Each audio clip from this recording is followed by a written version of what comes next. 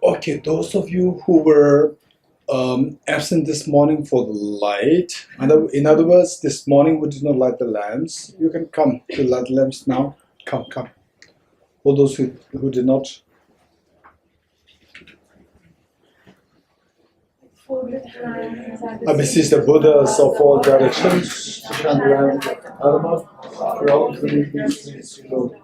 With folded hands, I beseech the Buddhas of all directions to shine the light of Dharma for all living beings below. With folded hands, I beseech the Buddhas of all directions to shine the light of Dharma for all living beings below.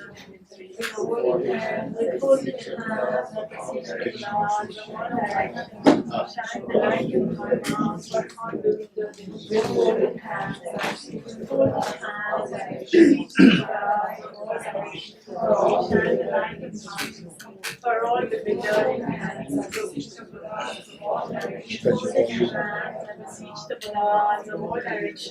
Shine the light of Dharma for all living beings.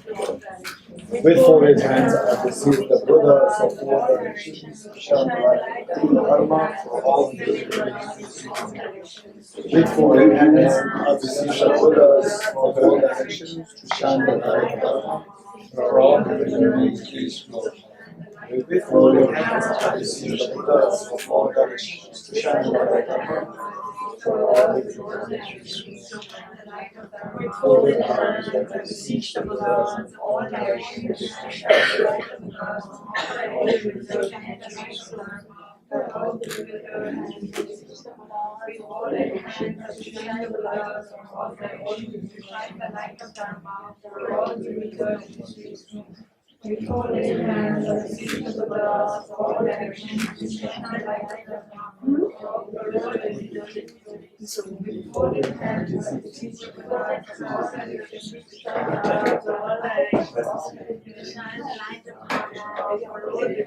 for all living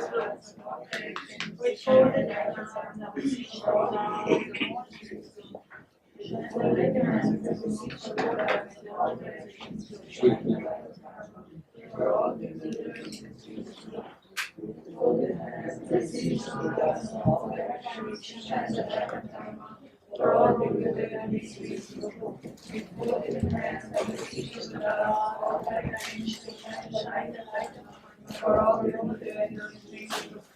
Okay, is there anyone who did not light the lamp this morning or now? Anyone left now? Anyone? Yes. Anyone? More? Yes, we have three. Of all directions, shine light of Dharma for all living. With folded hands, I beseech the Buddhas of all directions to shine the light of Dharma for all living. With folded hands, I beseech the Buddhas of all directions to shine the light of Dharma for all living. With folded hands, I beseech the Buddhas of all directions to shine the light of Dharma for all living. Okay, is there anyone else now left? Okay. All directions to shine the light of Dharma for all living. With folded hands, I beseech the Buddhas of all directions to shine the light of Dharma for all living.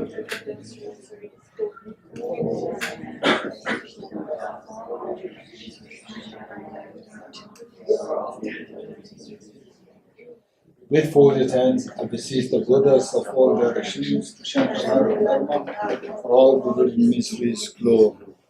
Okay, thank you. Please take your seats.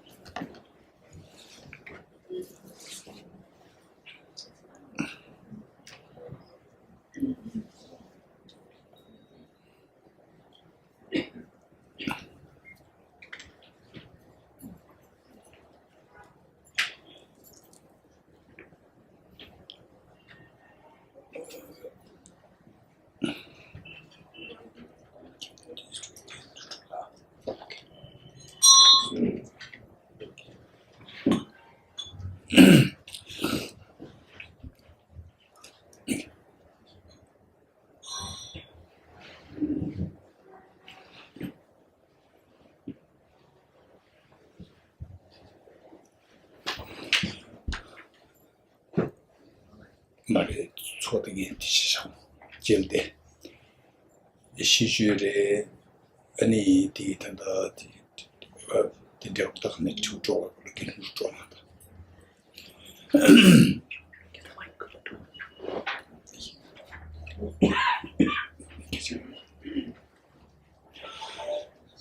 Okay,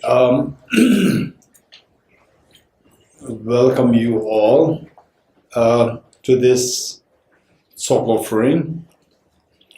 And so basically, why we are doing this, I need to give a little bit of explanation. Usually, Tibet House, one advice which is so often coming from His Holiness is that for example, like Tibet House should not be like a place for rituals.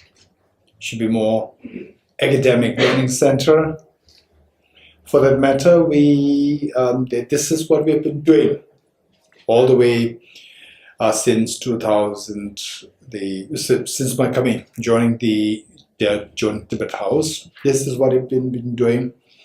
And today we are very fortunate that we have Venerable Geshe Dorji here, and who many of you already know him so well. You have been making him very busy, right? Keeping him busy, bothering him so much. Okay, so Venerable Geshe Dorji is just the amazingly kind, compassionate, loving, caring, and very resourceful, of course, learned. And at the moment, he's appointed as one of the heads of Gyume Tantric College. So there, Gyume Tantric College, just as the other big monasteries, they would have the main administrators. So Gyume Tantric College, which I'm also part of. So then Geshe Dorji was appointed as one of the 7 administrators. And for my selfish interest, I requested him, please see if you can somehow be stationed in Delhi, because there's a branch here in Delhi. So the heads, they're being located to the different places in the branches, Dharamsala, Delhi, and so forth. So I requested him if there's a possibility for him to make himself stationed in Delhi. And then he's so kind, he made it possible. And then many more people have benefited out of Geshe Dorji's time here. Now that he is, let's say, the completing the 3rd year for the first tenure. And the monastery, again, with the next second election, he is likewise appointed as the same, because that of the incredible sense of responsibility that he takes. So the monastery is so keen that he remains one of the 7 heads. So he is still, for the next tenure, he is the head. And then, so there now the other administrators are saying that, okay, you cannot stay in Delhi all the time. So now, you should come to the Gyume Tantric College in Hunsur.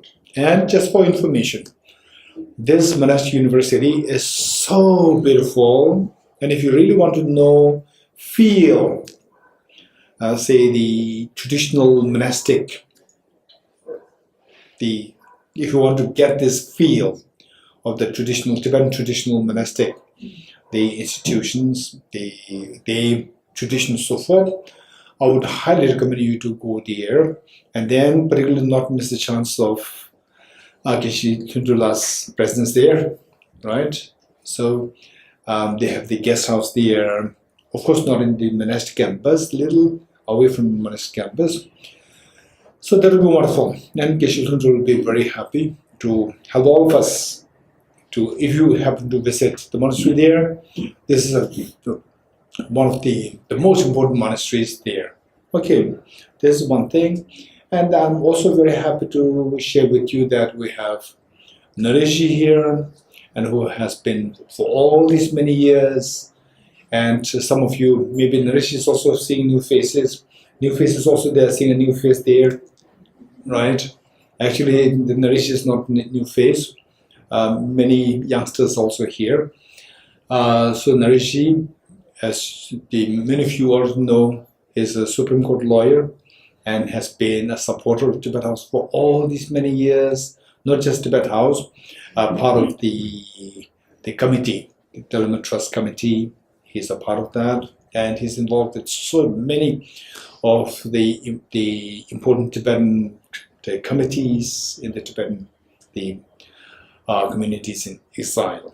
Okay, so we have there, and then we're also very happy that we have Tenzin Dejuna here, our Tibet House former secretary, and also although she's taking the back seat, but very dynamic and extremely dynamic. And when Tibet House was going through a very difficult phase, she really helped us. And then all the programs we see that it's of really high standard. It's all because of her efforts, so let's not forget that. And if you look at her, you won't believe that she's the one who already worked so many years. She's still very young, extremely young. You may think, okay, so we see that this is the coming together of all the wonderful people together. With such joy for us. And then why the Tsog offering? Tsog in Tibetan means accumulation.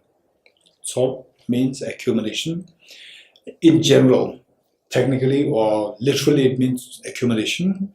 So now, if you say this Tsog for the Tibetans, native Tibetans, instantly they will take to the mind. They will think of the accumulation of merit, accumulation of merit in general, and then this performance. And then those who are a little more exposed, more learned, they will think about the accumulation of merit and accumulation of wisdom related to the part of the accumulation.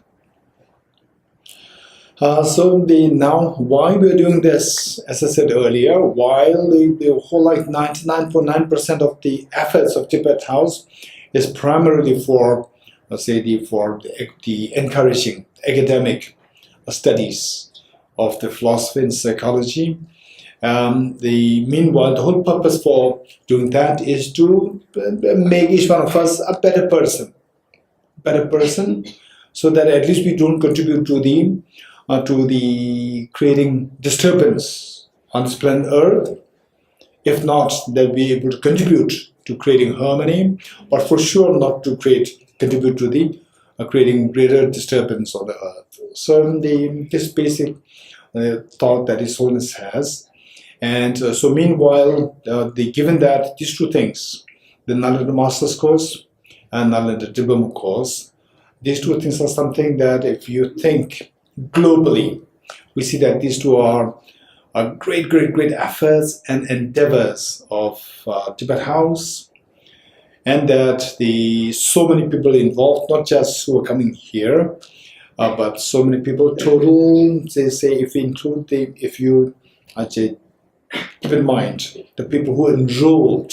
So now how many continued, still sustained to this. So this is one thing. Otherwise, who enrolled total is about both together is a little over 1,000. So which means that this number of people are connected who otherwise, if this program was not initiated, then this number of the people would not get this opportunity for the Nalanda's profound legacies. So given that this is a very important endeavor, obstacles are bound to be there.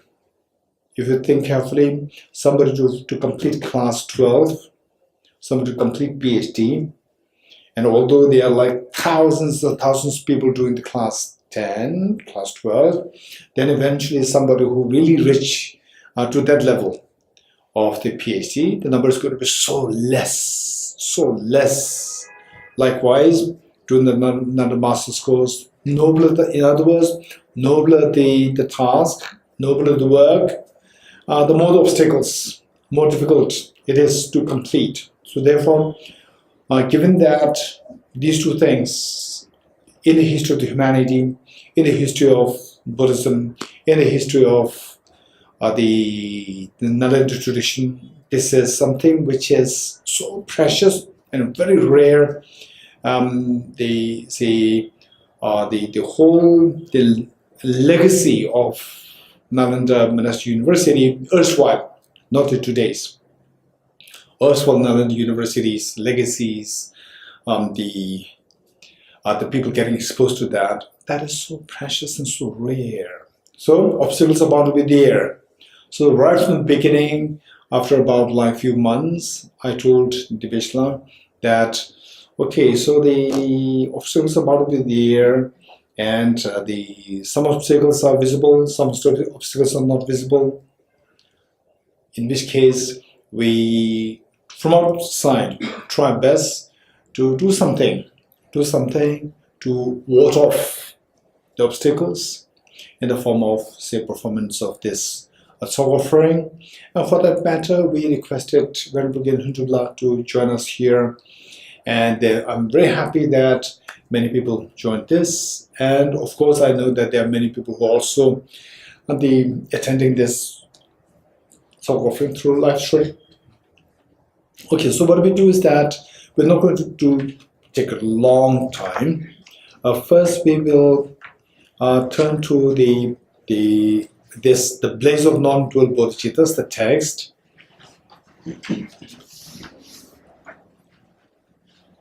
Okay. For the Tsog offering, so basically another idea is Tsog. For the very ordinary Tibetans, Tsog, when I say Tsog, people will understand something of the edibles related to the offerings. Edibles to be offered to the Buddhas and Bodhisattvas. This is how many of the ordinary people ordinary Tibetan people will understand Tsog. So that is one part. The real Tsog is that the basic idea is that all what we're offering here, first we dissolve them, mentally dissolve them, see the true nature of everything that we're offering, which is emptiness. True nature of the offerings. We meditate on emptiness of the things that we're going to offer.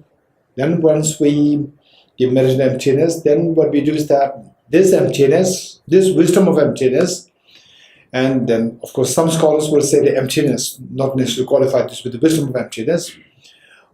This wisdom of emptiness or the emptiness then manifests in the form of the heavenly or divinely delicacies, nature emptiness, and where the very experience, just experience it, and you will experience the infinite bliss and infinite joy. And this infinite bliss and joy, then you use this to see the emptiness of all phenomena. So when you do this, this is the greatest offering. Finally, with this experience of the bliss, it is the accumulation of merit, and then this bliss used to see the emptiness nature, that is the accumulation of the wisdom. So these are the two accumulations, Tsog. The real Tsog is in the context of the accumulation of wisdom and accumulation of merit that we're going to do in the process. And then meanwhile, as a gesture for us, for the ordinary people, let's say when you speak about emptiness, bodhicitta, they are more like conceptual, and something which is more visible is something which we can actually use something tangible, like the edibles here. So something more visible and tangible, we offer them, and towards the end, we offer them to all Buddhas, Bodhisattvas, and so that will give a very vivid imprint of the ceremony. Meanwhile, linking us to the accumulation of merit and the merit, mainly bodhicitta, compassion, and the wisdom of emptiness. Okay, so with this in mind, let's begin setting proper motivation. Let us invoke all the Buddhist Bodhisattvas, particularly Buddha Shakyamuni, His Holiness the Dalai Lama, and then Arya Maitreya, Arya Manjushri, Arya Vajrapatisvara, Arya Vajrapani, then Arya the Kishidagarbha, then the okay, Arya Samanthabhadra, then Arya Nigarjuna, Arya Deva, Arya Sangha, Acharya Vasubandhu. Even if you may not identify each one of them so well, just imagine that the sky in front of us is filled with all Buddhas and Bodhisattvas. Then Acharya Chandrakirti, Acharya Dharmakirti, Acharya Dignaga, Acharya Dharmakirti, then Bodhisattva Shantideva, Bodhisattva Shantarakshita, then Acharya Adishadevangali Shri Jnana, then Guru Padmasambhava, and then Sakya Pandit, the Sachin Kuwanyingbo, Sakya Pandita,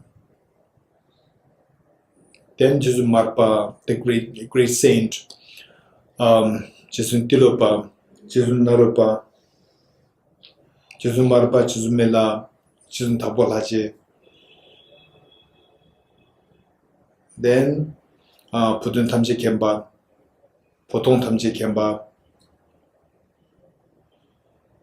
then Lama Tsongkhapa, Gyaltsen Rinpoche, Khenpo Rinpoche, and all the teachers that you can think of, all the great enlightened beings that you can think of, who are the sources of the inspiration for you, pertaining to experience of emptiness, pertaining to emptiness of great compassion. And how you visualize them.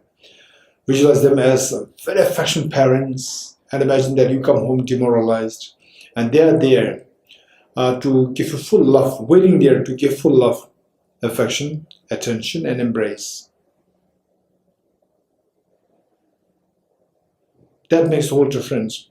To what extent is the benefit of this practice is determined by how you visualize them, not just what you visualize, but how you visualize them.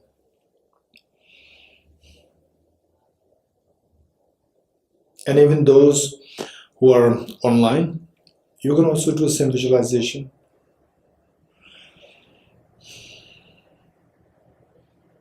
Next, the bodhicitta field. Visualize your two parents on the two sides, and all of family members, including children, and all the other sentient beings, leaving none aside. And how you visualize them. Here, you are the mother, and all others are like children. And imagine that they come home demoralized, and you are there to give full love, affection, attention, and embrace. To the extent that each one of them feels themselves as so special in your eyes.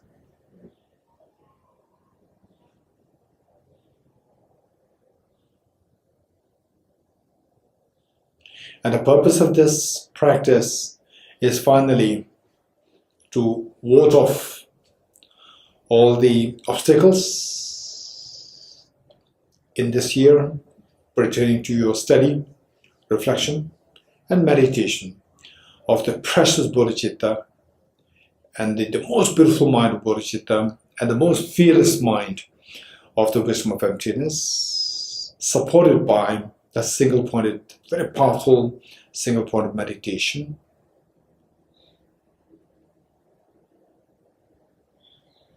And imagine that everyone is joining you and you are leading this. Let us turn to page 3 of the preamble.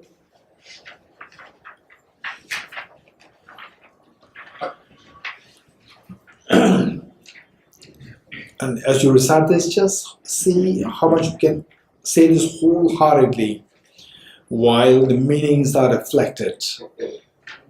Enthused by great compassion, you taught the Immaculate Dharma to dispel all perverted views. To you, the Buddha Gautama, I pay homage. Enthused by great compassion, you taught the Immaculate Dharma to dispel all perverted views. To you, the Buddha Gautama, I pay homage.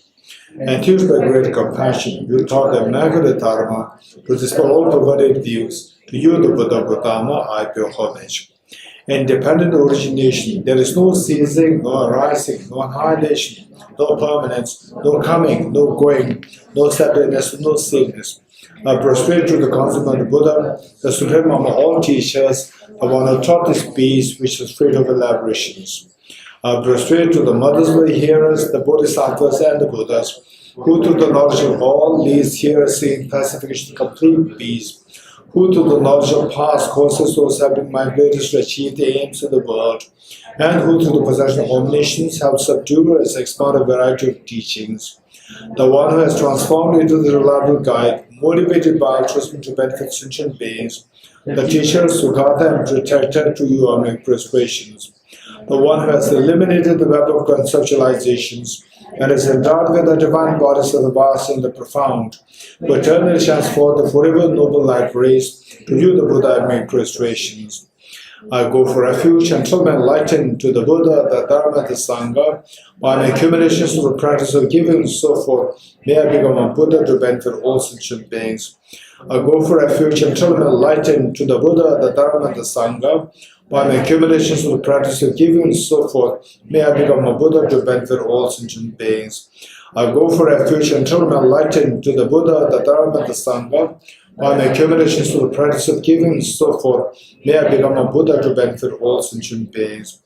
Sangye Jula Tsoge Chonam Na Chajo Bardo Dane Gyamsu Chi Age Jinso Gebe Tsonam Ge Chola Benjira Sangye Drubara Ishu Sangye Jula Tsoge Chonam Na Chajo Bardo Dane Gyamsu Chi Age Jinso Gebe Tsonam Chola Benjira Sangye Drubara Ishu Sangye Jula Tsoge Chonam Na Chajo Bardo Dane Gyamsu Chi Age Jinso Gebe Tsonam Ge Chola Benjira Sangye Drubara Ishu.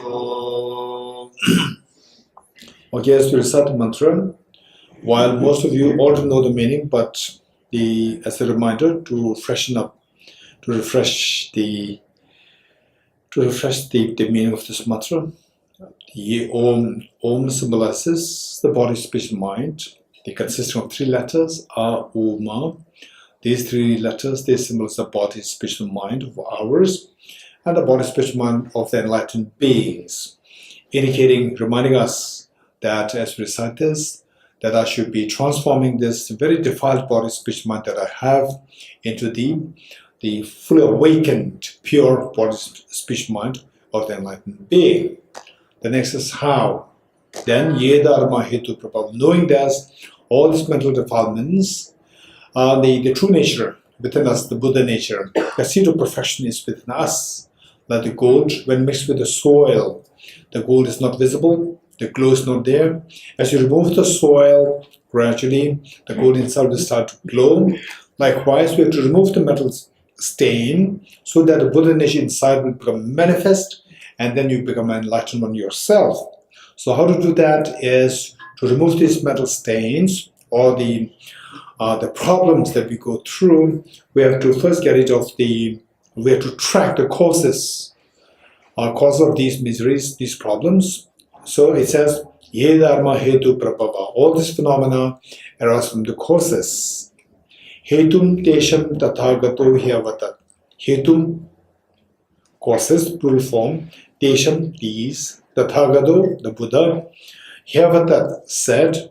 So what these causes are, to identify what these causes are, is clearly indicated or taught by the Tathagata, Hyavatat. Tesham chayo, these, chayo, nirodha, cessation. Cessation of these causes in the form of the contaminant karmas, afflictions, inappropriate attention, and finally self-grasping ignorance and self-centered attitude. So these, how to bring an end to these, nirodha, cessation, or bring an end. Evam, thus, Vadi is taught Mahashramana, the great seer. So how to bring an end to these causes of the miseries is thus indicated by the great teacher, the great Shramana. Yes, Swaha. This is what is established. Okay, with that in mind, let's recite this 3 times together. Om ye dharma hetu prabhavam hetum desham tathagato yavatat desham jayo nirodha evam vati mahashramanaye svaha. Om ye dharma hetu prabhavam hetum desham tathagato yavatat desham jayo nirodha evam vati mahashramanaye svaha.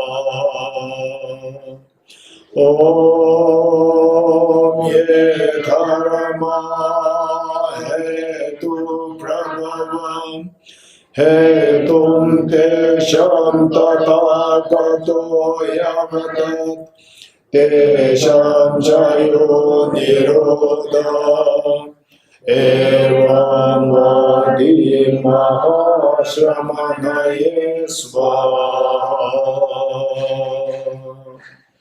All phenomena arise from causes. The causes are taught by the Tathagata. Causes as well as taught by the great seer. Profound, peaceful, elaboration-free, clear light, and non-composite, such is the nectar-like dharma I have discovered.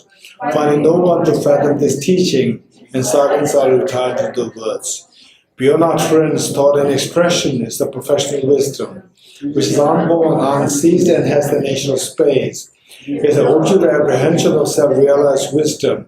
To you, the mother of the Buddhas of the 3 times are the obeisance. The Guru is the Buddha, the Guru is the Dharma, likewise the Guru is the Sangha. The Guru is the source of everything wholesome, a good for refuge in the Guru. By the sound of the vibrant drum of Dharma, please liberate all beings of miseries. I beseech you to kindly remain and give teachings until I enter the expanse of billions of aeons. The Buddha does not brush the negativities of beings, nor does he remove their miseries by his hands. His spiritual realizations are not transferred to them. It is by teaching the truth of the sustenance that the beings are liberated. With folded hands, I beseech the Buddhas of all directions to shine the light of the Dharma for all bewildered miseries gloom. If you are attached to this life, you are not a spiritual practitioner. If you are attached to samsara, you have no reliance. If there's grasping, you do not have the view. Okay, I'll quickly explain this. This is a very beautiful summary of the whole Dharma, written by Venerable the Sachin Kuan book, the founder of the Sakya tradition, which is so beautiful. So finally, what the whole purpose of a life, if you really explore, we realize that we shun miseries and we look for happiness. When we shun miseries, we want to make our miseries zero. We want to have the happiness, the maximum. In other words, we want to get rid of all the suffering and acquire the maximum happiness. This is what everybody is seeking. So if this is your goal of in life, then any system that makes you to have these 2 things happen, to get rid of all the suffering, to acquire the maximum happiness, that becomes your dharma. So dharma, don't think of dharma as, oh, this is what I was born with, this is what is said by this, that, and so forth. Instead, finally, when we are born, we have no religion, we have no philosophy. but we know how to cry. We crave for the mother's milk. We crave for the warmth from the mother. Good thing about the thing, and then we want to get rid of the hunger and the thirst. So this is how we are bonded. Then from this we can deduce that all what I'm seeking is to get rid of the suffering altogether, that I have no suffering anymore, and to have the maximum happiness eternally. This is what we are seeking. If this is what we are seeking, if you agree with this, then it says, if you're attached to this life, you are not a spiritual practitioner, which means that if you're attached to this life, then we never think of accomplishing these two goals. So the first beginning must be that we have to at least have the aspiration that these two goals are something that I need to keep in mind. For that person, the first thing should not be forgotten. If you're attached to this life, you are not a spiritual practitioner, which means that it doesn't mean that you just quit your life, or you just ignore this life. No, this life is very important, but being obsessively into this life, forgetting about preparing for the future life, and then forgetting the values, forgetting the compassion, these things will only destroy your peace of mind. Now somebody who's more sensible to, okay, these are two things, to get rid of all my suffering, to have the maximum happiness, how to get rid of all the suffering? It says, the second line, if you're attached to samsara, you have no renunciation. So one must have a genuine renunciation to get rid of all the suffering. So with this genuine renunciation, then all your fears can possibly be go right off. This is number two. Number three, to have the maximum happiness. If you're attached to your own self-interest, you have no bodhicitta. So maximum happiness will be attracted by the unconditional love of bodhicitta. So if you're attached to your own self-interest, you have no bodhicitta, which means that with this, you will not have the bodhicitta, you will not have the unconditional love, without which you will be distanced from the maximum happiness. So the two goals, line 2, line 3, these two stipulate what the two goals are and what kind of motivation can drive you there. Now the next is, if there is grasping, you do not have the view. How to materialize these two aspirations? Aspiration of the renunciation is to get rid of all the miseries by removing the afflictive obscurations. Then the aspiration of the bodhicitta, to have the maximum happiness, we need to have the aspiration of bodhicitta. So with this bodhicitta, what are you going to do? You have to get rid of the cognitive obscurations. These two obscurations, how to get rid of them fully is through the wisdom. So line 4 says, if there is grasping, you do not have the view. So this is a summary of what the dharma is, how to wisely accomplish, how to wisely be kind to yourself. Okay, with that in mind, let's read this. If you're attached to this life, you are not a spiritual practitioner. If you're attached to samsara, you have no renunciation. If you are attached to your own self-interest, you have no bodhicitta. If there is grasping, you do not have the view. Okay. Now let us turn to page 14. Praise to Shakyamuni Buddha. A quick reminder. As we read this, this is actually a praise to Shakyamuni Buddha. It is not that if you praise the Shakyamuni Buddha, then he'll be happy, he'll give us the blessings. If you do not praise him, then these things will not happen. This is not the idea. This is a very childish way of thinking. Whereas the point is, why then there's no difference whether you praise the Buddha or not praise the Buddha. Whether you denigrate the Buddha or praise the Buddha. For Buddha, there's no difference. But if there's no difference, why we are then saying the praise?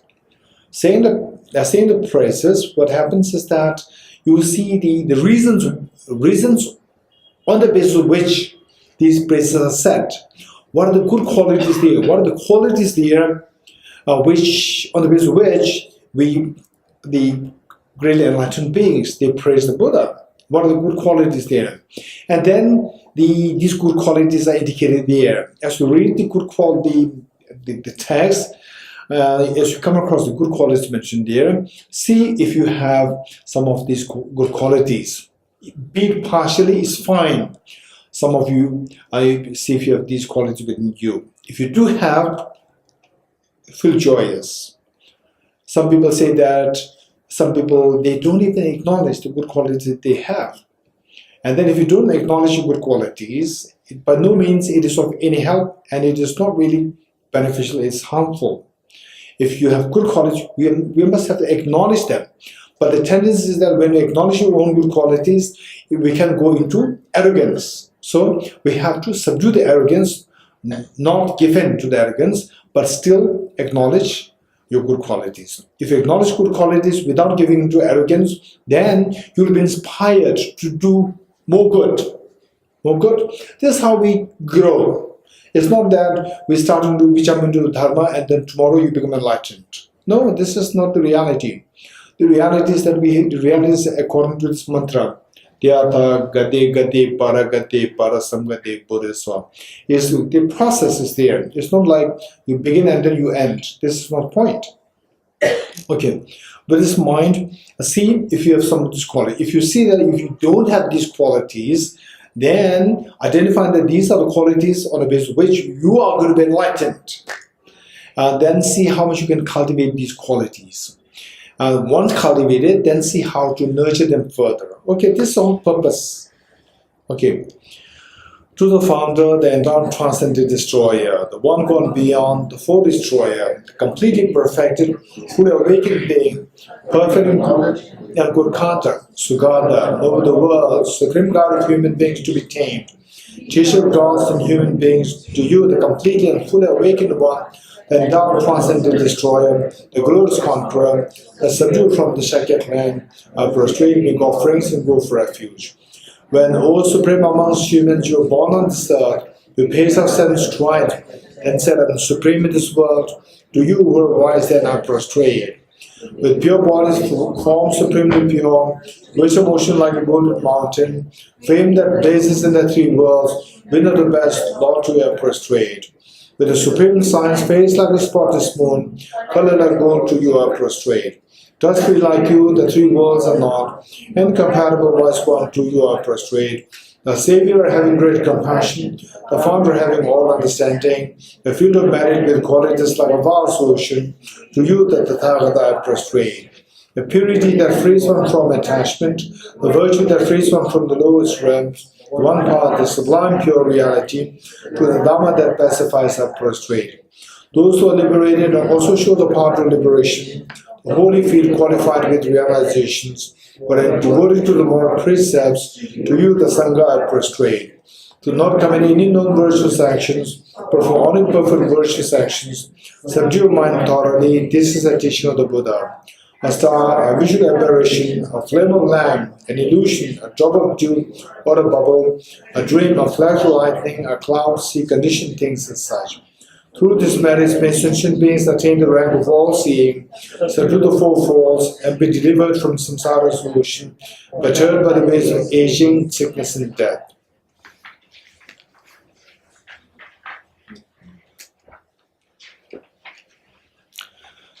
Okay, let us read the Heart Sutra, page 29.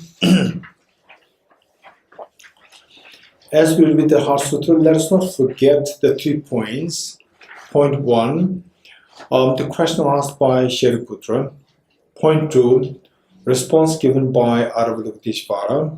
Point number 3, what's the benefit if you practice as the responded by Aravalokiteshvara pertaining to the wisdom of emptiness, how to see everything like a dream, and how to wake up from the sleep of ignorance, which manipulated, which created this dream for you.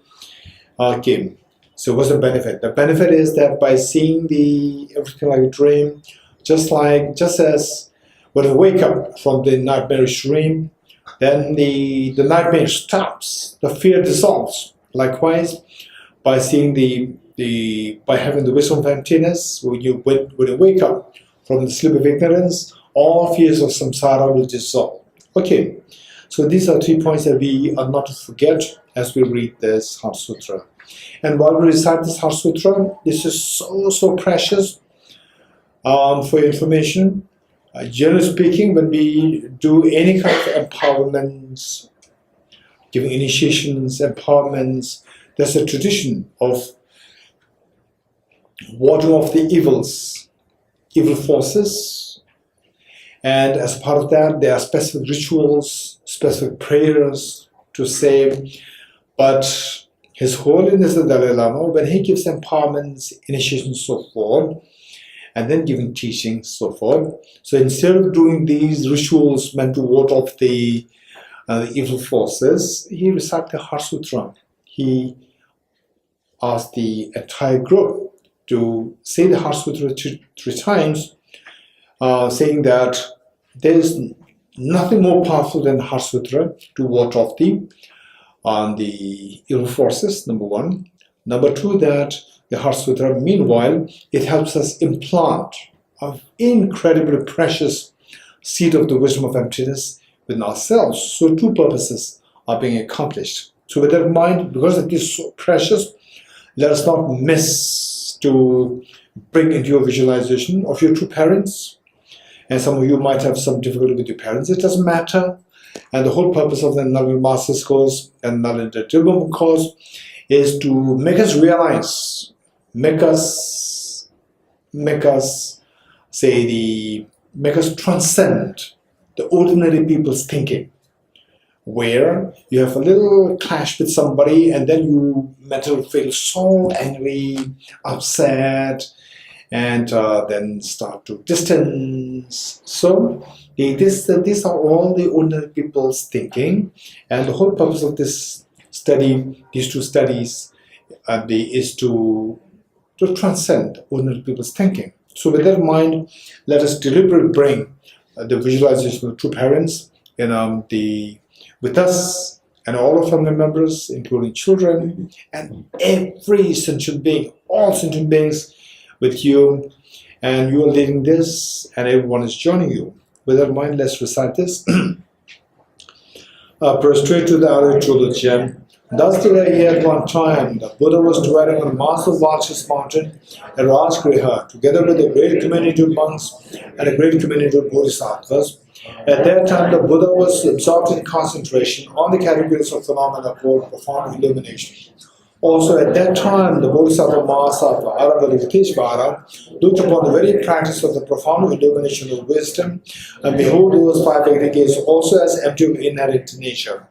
Then, through the power of the Buddha, the Venerable Shariputra said this to the Bodhisattva Mahasattva Aravaliteshvara: how should any child of the lineage who wishes to practice the activity of the profound perfection of wisdom train? He said that, and the Bodhisattva Mahasattva Aravaliteshvara said this to the Venerable Shariputra: Shariputra, any son of the daughter of the lineage who wishes to practice the activity of profound perfection of wisdom should look upon it like this, correctly and repeatedly, beholding those 5 aggregates also as empty of inherent nature.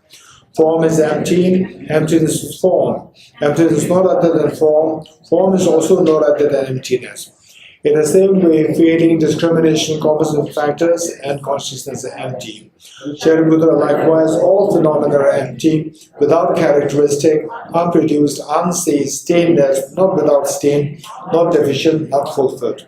Shariputra, therefore, in emptiness, there is no form, no feeling, no discrimination, no composite factors, no consciousness, no eye, no ear, no nose, no tongue, no body, no mind, no visual form, no object of touch, and no phenomena. There is no I element and so on up to and including no mind element and no mental consciousness element. There is no ignorance, no extinction of ignorance, and so on up to and including no aging and death, and no extinction of aging and death. Similarly, there is no suffering, origination, cessation of power. There is no exalted wisdom, no attainment, and also no non-attainment. Shariputra, therefore, because there is no attainment, Bodhisattvas rely upon and dwell in the perfection of wisdom, the mind without obscuration and thus without fear. Having completely passed beyond error, there is the end point of nirvana.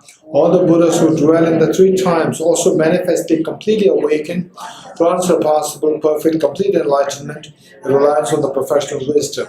Therefore, the mantra of the professional wisdom, the mantra of great knowledge, unsurpassed mantra, the mantra equal to the unequaled, the mantra that totally pacifies all suffering, should be known as truth, sincerity, not false. The mantra of the professional wisdom is declared, Yata Om Gadi Gadi Para Samgadi Buri Swaha. Shariputra, the Bodhisattva Mahasattva, should train in the profound professional wisdom like that. And commanded the Bodhisattva Mahasattva Aravalokiteshvara, saying, well said, son of the lineage, it is like that, it is like that. One should practice the profound professional wisdom, just as you have indicated. Even the Tathagatas will rejoice. The Buddha having thus spoken, Venerable Shariputra, the Bodhisattva Mahasattva Aravalokiteshvara, those surrounding the entirety, along with the golden gods, humans, asuras, and gandharvas, were overjoyed and highly praised as spoken by the Buddha. Okay, as we recite this mantra, let us wholeheartedly visualize that the Buddha Shakyamuni is exhorting us thus. Don't remain in the fears of samsara. Come towards the ultimate happiness. And you are hearing this melodious voice of Buddha Shakyamuni. You inspire your two parents, you inspire all your family members, all dear sentient beings, informing them, look, this is what a compassionate teacher, Buddha Shakyamuni, is exhorting us.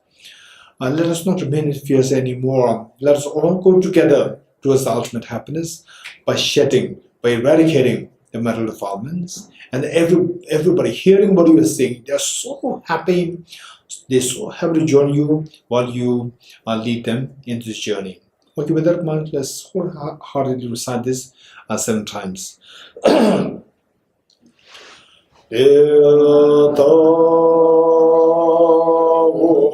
Gati Gati Paragati Parasamgati Bodhi Swaha Dhyata Om Gati Gati Paragati Parasamgati Bodhi Swaha Dhyata Om Gati Gati Paragati Parasamgati Bodhi Swaha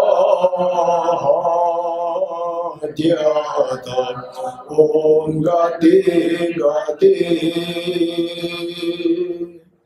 Paragati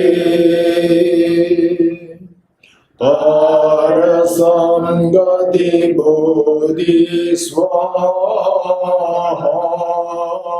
Dhyata Om Gati Gati Paragati Parasamgati Bodhi Swaha Dhyata Om Gati Gati Paragati Parasamgati Bodhi Swaha Dhyata Om Gati Gati Paragati Parasamgati Bodhi Swaha.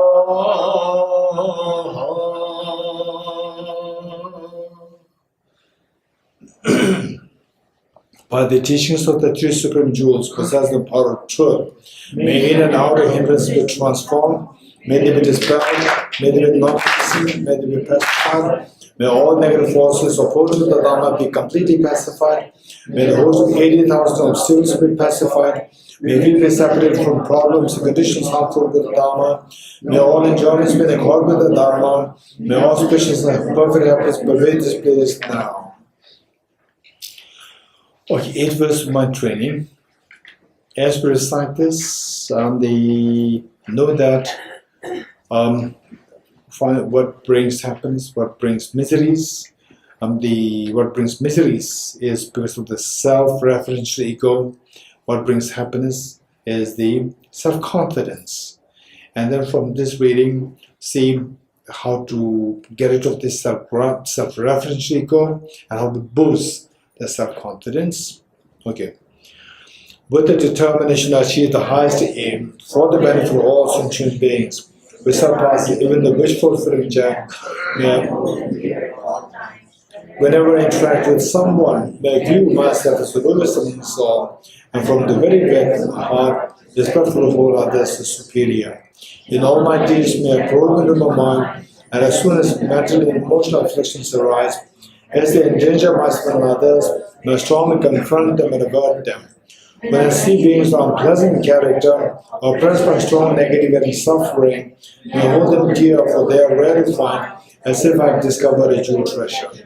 When others out of jealousy treat me wrongly with their abuse, slander, and scorn, may I take upon myself the defeat and offer to others the victory. When someone whom I have held or in whom I have placed great hopes misleads me in extremely hurtful ways, may I regard him still as my precious teacher. In breathing, may I offer benefit and joy to all my mothers, both directly and indirectly. May I quietly take upon myself all hurts and pains of my mothers.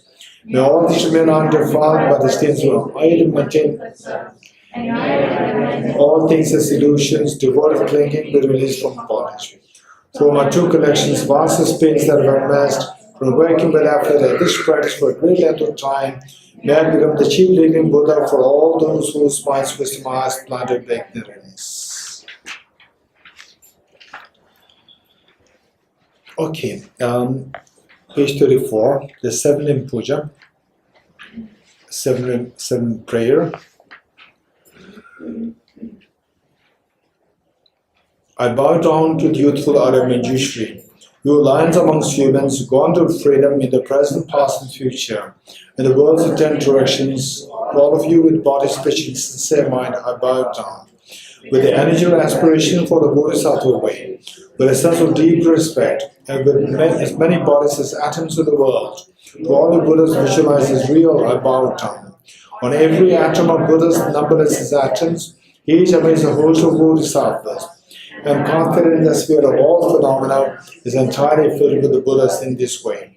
With the infinite oceans of praise,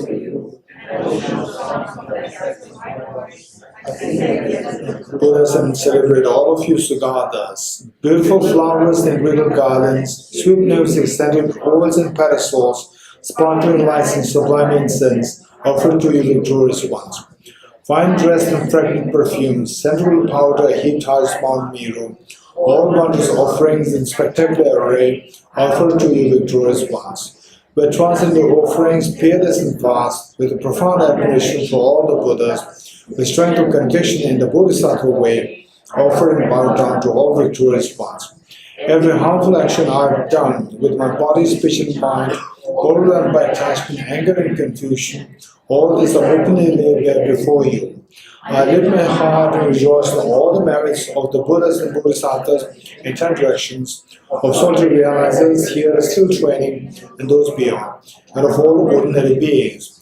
You who are the bloodlines of worlds in 10 directions, who have attained the Buddha's omniscience through the stages of awakening, all you who are my guides, please turn the supreme rule of Dharma. With palms together, I earnestly request you who may actualize Parinirvana, please stay with us for aeons, numberless as atoms in the world, for the happiness and well-being of all wanderers in samsara. Whatever slight merit I may have accumulated by making prostrations, offering and confessing, rejoicing and requesting that the Buddha stay and teach, I now dedicate all this for the full awakening of all beings. Okay, page 37, short mental offering. So this material offering, just for information, some of you who may be new to this, is that the hand gesture. Some of you know this, some of you may not know this. Okay, how many of you don't know this hand gesture? Just raise hands. Those who do not know. Okay, so somebody who knows can teach you. Gelindula will teach Gorilla.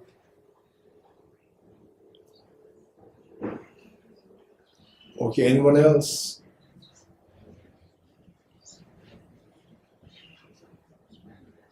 Okay.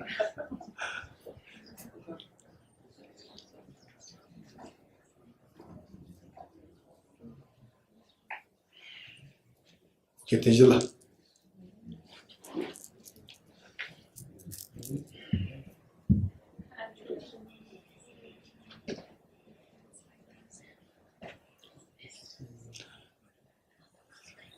Okay, Namgola. Right? Namgola, you should teach somebody. Huh? Is there anyone? Manan? Huh? Namgola, you have to. Okay, okay. Anyone else? Very good.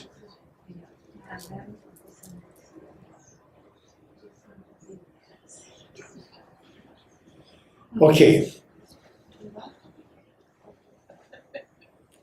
So particularly those who teach this, don't just make it happen, teach them.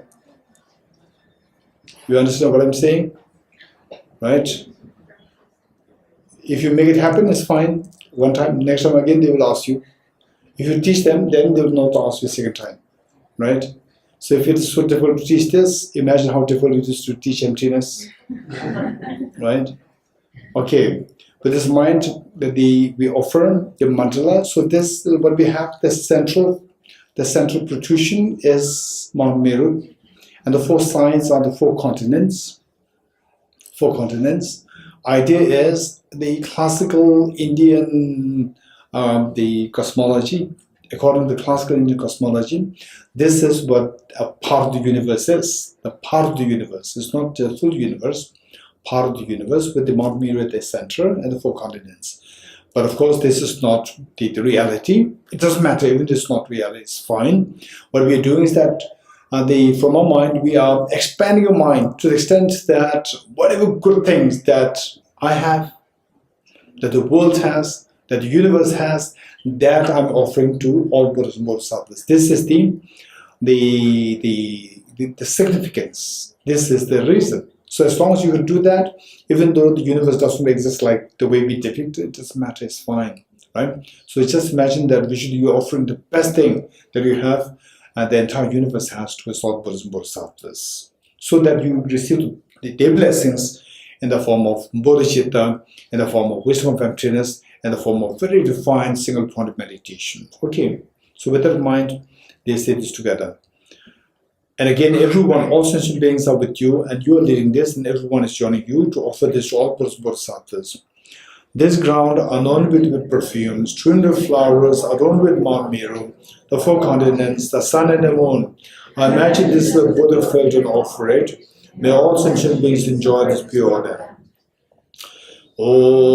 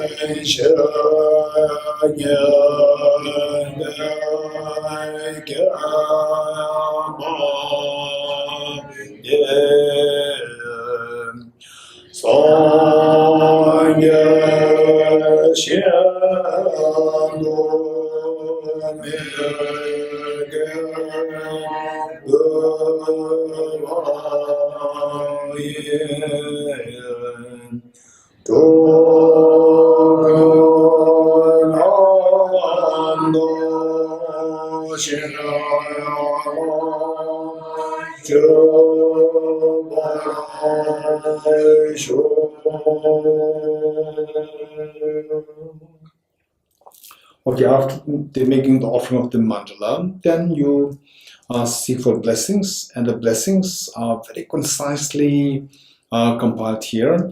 One in the form of the four dharmas of the Venerable Kambupa, and the set number 2 in the form of the four dharmas of the Venerable Bhikshu Mahasata. Second one was actually compiled from one of my teachers, the final legacies. Venerable Genlam. Okay, so these the first one will give you as the inspiration as to how to go to the correct path. Then the second set of the teaching will tell us what is correct path, what we should be doing. Okay. May I be blessed that my mind is directed towards the dharma. May I be blessed that my dharma practice is on the proper path. May I be blessed that the path is free of flaws. May I be blessed that the flaws are seen in the light of exalted wisdom. Becoming frustrated with ignorance that grasps a true existence, please bless me to generate genuine renunciation, seeing all aspects of samsara as ambitiously repulsive. Please bless me that my mind stream overflows with the precious bodhicitta that cherishes others more than myself. Please bless me to have an immaculate experience of the wisdom of emptiness on the basis of understanding how things come into being by dependent origination through mere conditioning. Please bless me that my mind stream overflows with the precious wisdom of non-duality of bliss and emptiness. Edam Guru Rana Mendela Gamne Rate Amen. So when we say this last mantra, Idam Guru Rana Mendela Gamne Rate Amen, you dismantle this structure, dismantle this, turning towards your heart. So this is the mantala, whatever you've offered to all Buddhist Bodhisattvas, now you are receiving back in the form of blessings. Receive the blessings where? Towards your heart. Because heart is the place where the full awakening takes place here. This is the essential point, very important vital point. So this is being activated to open up. Okay. Idam Guru Rana Mendela Gamne Rate Amen. Okay, the next foundation of all good qualities. So this is the essence of the whole Dharma, the practice. They like 110 volumes of Gangyur meaning the direct teachings with Buddha, are like 220 the volumes of Tengyur, the translation of the Indian masters, the commentaries. All these things combined to put them together, in essence, is these 14 lines, 14 stanzas. Okay, so we will recite these 14 stanzas, and these contain the quintessence of the teachings, of the practice. Okay. The foundation for all good qualities is a kind and perfect pure Guru. Correct devotion to him is the root.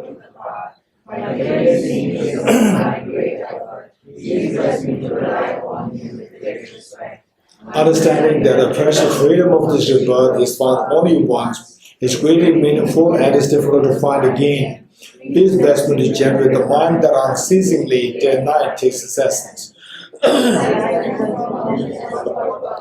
Remember how quickly it decays and death comes. After that, just like a shadow follows the body, the results of virtuous and non-virtuous karma follow. Finding firm and definite conviction in this, please bless me to always to be careful to abandon even the slightest negativity and accomplish all virtuous deeds. Samsaric splendors are unsatisfying and unreliable. Seeking them is the door to all suffering. Recognizing these shortcomings, please bless me to generate a strong wish for the blissful liberation. Led by this pure thought, mindfulness, alertness, and great caution arise. The root of this teaching is keeping the Pratimoksha vows. Please bless me to accomplish this essential practice. Just as I fall into the sea of samsara, so for all mother migratory beings, please bless me to see this, train in supreme bodhicitta, and bear the responsibility of free. But I do practice the three types of morality. I'll not achieve enlightenment. With my clear recognition of this, please bless me to practice the Bodhisattva vows with great energy. Once I've pacified distractions to wrong objects and correctly analyze the meaning of reality, please bless me to generate quickly within my mind stream the unified path of Karma body and special insight. Having become a pure vessel by training in the general path, please bless me to enter the holy gateway of the fortunate ones, the supreme Vajra vehicle. At that time, the basis of accomplishment of true attainments is keeping pure vows and samaya. As I become firmly convinced of this, please bless me to protect these vows and pleasures like my life. Then, having realized the importance of the two stages, essence of Vajrayana, by practicing with great energy, never give up the 4 seconds, please bless me to realize the teachings of the Holy Guru. Then may the Gurus who showed the noble path and the spiritual friends who practice it at long life, please bless me to pacify completely all our inner hindrances. In all my lives, never separated from perfect Gurus, may enjoy the magnificent Dharma by completing the qualities of the stations and the paths, they could attain the state of Vajradhara. Okay, so now we will do the generating the mind of consummate yoga, undertaking the ceremony of taking the aspirational Bodhisattva vow. Okay, so this aspirational Bodhisattva vow, don't be worried about it. The aspirational Bodhisattva vow, it has no commitment. Usually, I don't really encourage people to go into the receiving empowerments, initiations, and so forth, unless until the person's ready. If you're ready, why not? If you're ready, it is so important to receive, these things. They're so precious. Meanwhile, what is very important is that we should know the timing. If you do it at the wrong time, it may not be healthy for you. It's not really good for you. So therefore, because it has so many commitments. Whereas for the aspirational Bodhisattva vow, there's no commitments. It's very simple. The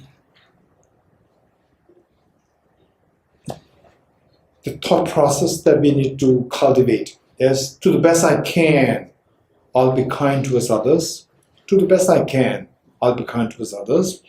And at least I'll try my best not to harm others. This much, if you can, they say, pledge yourself, then you're entitled to take this aspiration Bodhisattva vow. Whereas for the engaged Bodhisattva vow or the full-fledged Bodhisattva vow, for that, then there are various infractions that you should observe, the number of pledges there.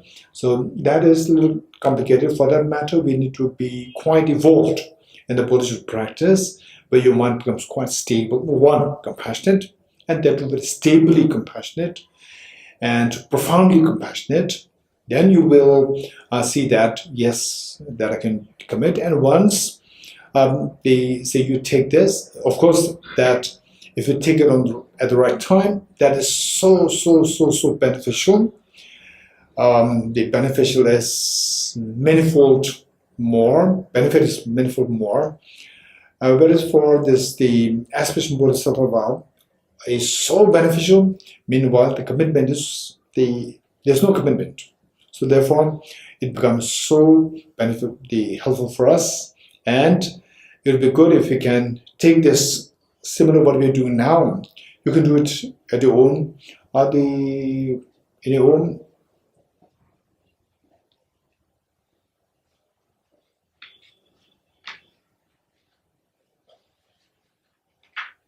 Okay. We have tea at 3:15 and NTC class at 3:30. Okay.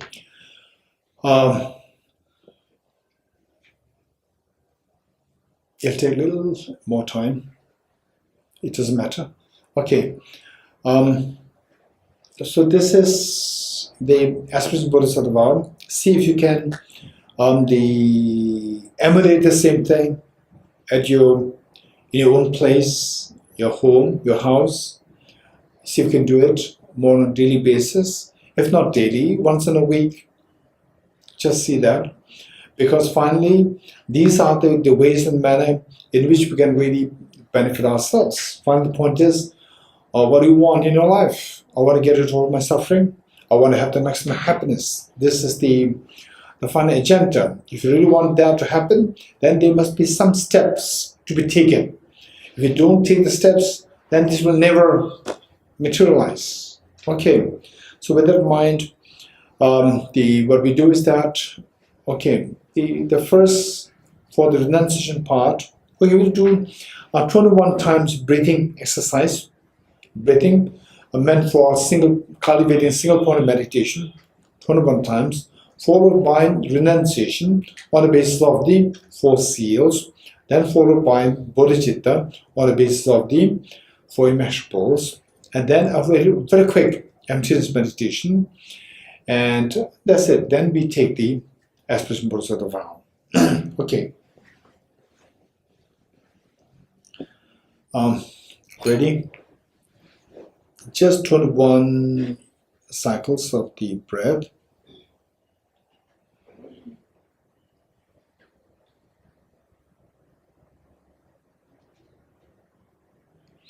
Okay, for this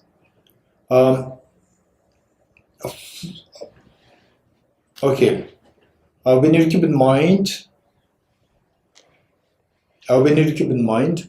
4 points. One is the body posture. For the body posture, say the sitting upright is so important. Upright, and yet the body must not be rigid, must be flexible, and the eyes should not be closed. Eyes half open, 45 degrees cast down. Eyes half open, 45 degrees cast down. And the tip of the tongue should touch the upper palate to avoid excessive accumulation of saliva in the mouth, and the teeth and the lips in their natural course. Breathe naturally. And your right hand on the left hand, the tips of 2 thumbs joining, forming a triangle. Place 2 hands on your laps in restful state. Use your body posture. Number 2 is what we're going to meditate. Focal point. We're going to focus on the tiny dot between your nose and the upper lip. Meanwhile, multitasking, counting your breath. Breathe in, breathe out. Breathe in, breathe out. We're going to do for like 21 times. 21 times. And then finally, number 3 and number 4, identifying the errors of meditation. Where can we go wrong in a meditation? 2, mental excitement, mental scattering, and the mental laxity. Mind becomes very sloppy, sinking, and lethargic and heavy. So how to get rid of these 2 problems? By applying the remedies. Number 4, remedies twofold: introspection and mindfulness, to make sure that our mind is to keep an eye on our own mind. This is vigilance or the introspection. If your mind is meditating or is in the sinking or is excited, should you see that your mind is excited or scattered or sinking, then apply the mindfulness. Bring the mind back to the intended objective of the meditation. Okay, 21 times. Ready?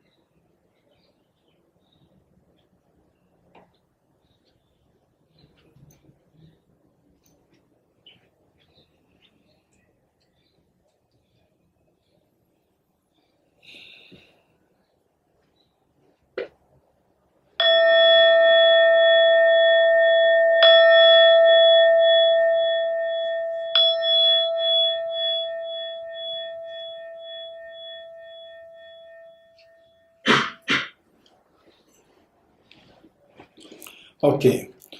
Now for renunciation, we'll quickly do the 4 seals very quickly. Very quickly. Okay, ready?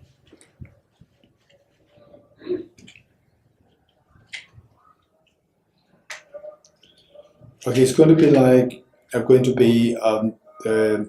guided meditation. It's not going to be too elaborate. Try to make the most of this meditation, though very short. Make the most of this by trying to invoking the respective experiences to the best you can. Okay, renunciation. The meaning of renunciation is to renounce not your happiness, but to renounce your miseries. To renounce the miseries, we need to know how to renounce the causes of the miseries. Because the Buddha said, Ye dharma hetu prabhava hetum desham tatagato. All these miseries, they arise from the causes. And the best way by which to identify and then remove the causes of the miseries is by reflection on the 4 seals. By rectifying the 4 misperceptions. The first one, all composite things impermanent.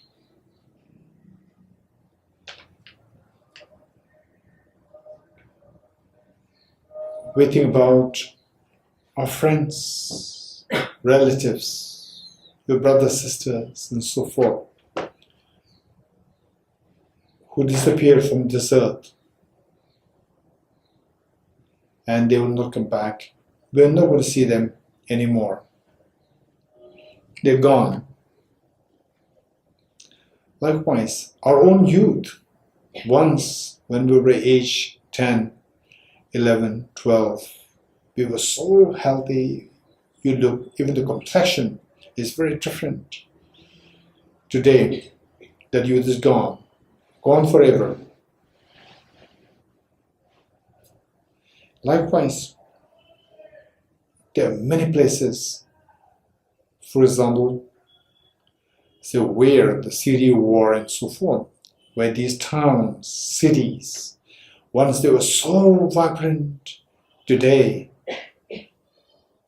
you look at them, you see that they're just rubbles, nothing is there, no life there, it's all gone. Once it was full of life.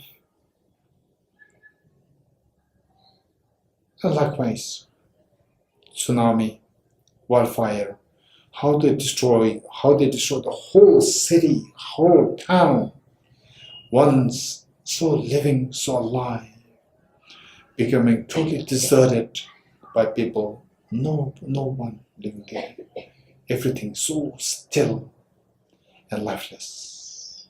This is the reality. 200 years ago, this planet was, of course, as active as today. And for sure, there were parents who were having so much of expectation on their children, and they have so much of plans for the children. And even the children, they also have so much plans for themselves. I like to do this, do that, and so forth. And today, not even a single person from those days is alive today. Not even a single person is alive. They're all gone. Whether the aspirations are fulfilled or not fulfilled, they're all gone. 200 years from now in the future, guaranteed, there's 7 billion human beings today. Not even a single person is going to be alive then. We're all the 7 billion human beings. Only 1 or 2, 1, 2, 3, 4, maximum like 100 people will be remembered. Otherwise, within like 200 years' time, everything will even disappear from the memories. Forget about existence. This is a reality. In other words, we're all going to disappear. Not even the day one old child born today will be alive then. This is the reality of impermanence. This is the meaning of all composite things impermanent. this being impermanent, everything is changing, all composite phenomena are changing. So this change connotes the results. The causes, they change into results. So what the result is going to be like is determined by the causes. If the causes are destructive, non-virtuous, the result will be only painful and acute pain, suffering, sickness, aging, death, depression, tension, anxiety, stress, anguish, and so forth. All these undesirable experiences are all because of non-virtuous actions and the contaminated karmas, contaminated thought processes. And the virtues are because of the happiness is because of the virtues. So we see that all contaminations, as long as we are under the sway of contaminations, only miseries will follow. And these miseries are so acutely painful. One single moment of the miseries, such as losing the near and dear ones, the pain of losing near and dear ones, just one single moment of this pain is good enough to nullify all the past experiences, happiness, the glamours that we went through. They're all just like illusion. They're so hollow. This is what we're going to experience, what we feel when we experience one moment of miseries. That's good enough to nullify all the past glamorous experiences. And the miseries are so painful. Yes, how to get rid of these miseries? Of course, this misery will never come to an end on its own. The way 2018 came to an end. Way 2018 will never come back again. Likewise, this is not the way and the manner in which the miseries can potentially be coming to an end. It will never come to an end unless until we put some effort in it. What kind of effort?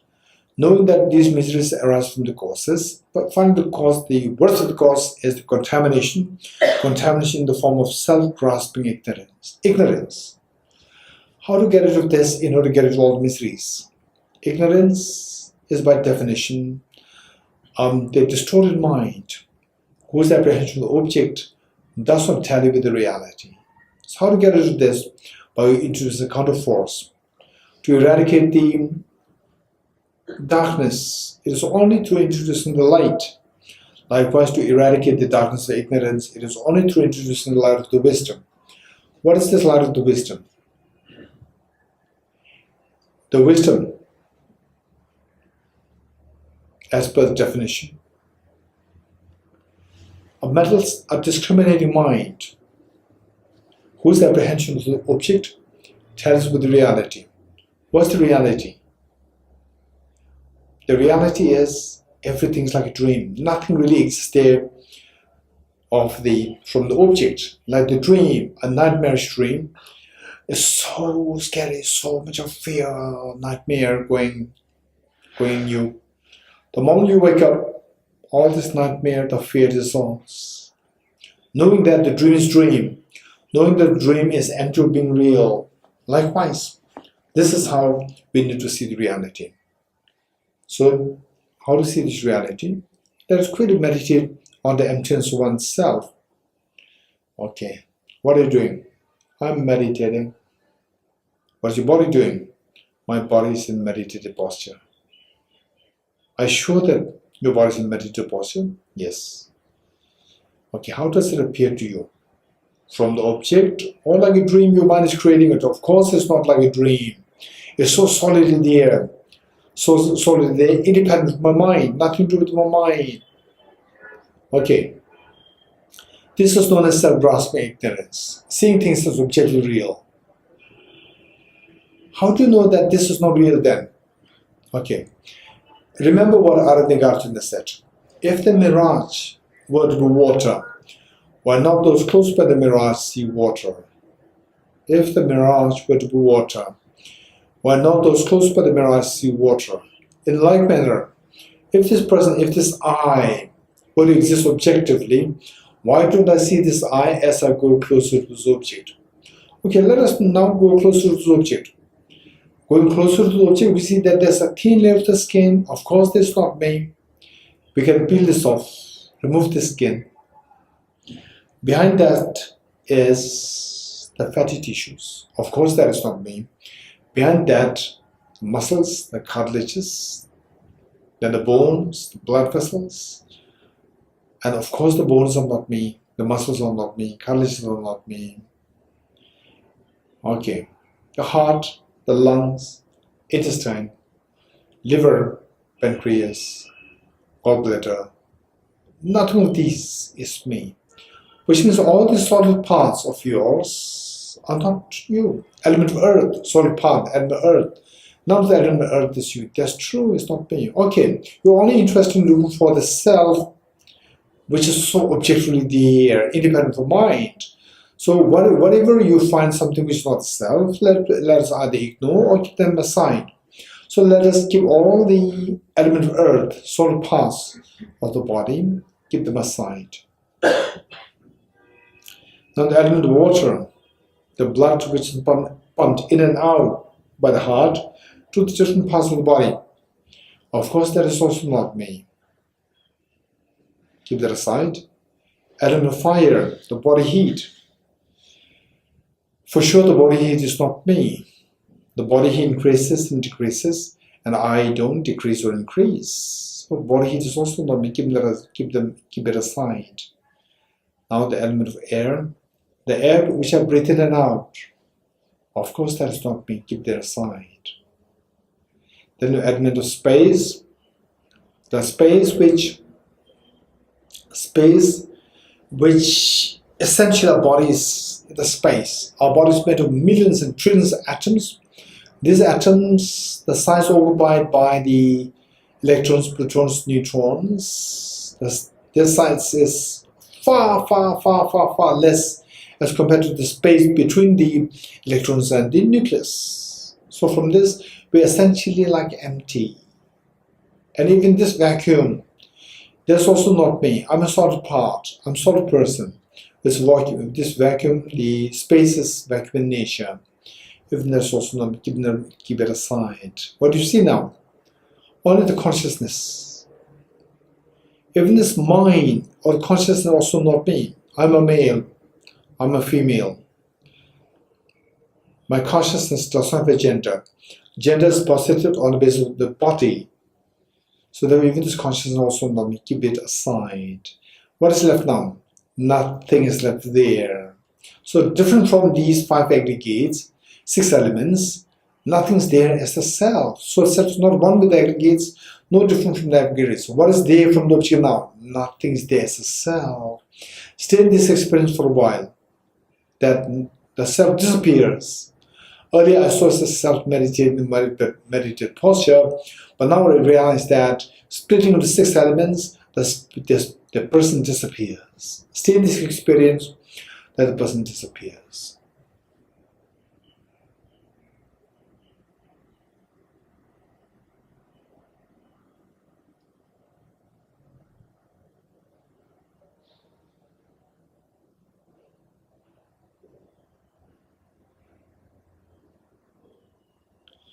Okay, this is the meaning of the 3rd seal. Everything is the nature of emptiness and selflessness. What's the benefit of this? Just as when you subject this self to this ultimate analysis, the self disappears. Likewise, all the undesirable experiences such as sickness, aging, death, anxiety, stress, depression, tension, you name one, subject this to this analysis, same analysis. Just as the person disappears, even these miseries will also disappear. The moment the misery disappears, your mind will feel the sudden upliftment. It's uplifted, you feel so light. So in that experience, everything dissolves. With the same analogy, we see that everything dissolves, all the miseries dissolve. A state where all the miseries dissolve is known as nirvana, state of total liberation. Stay in this experience for a while.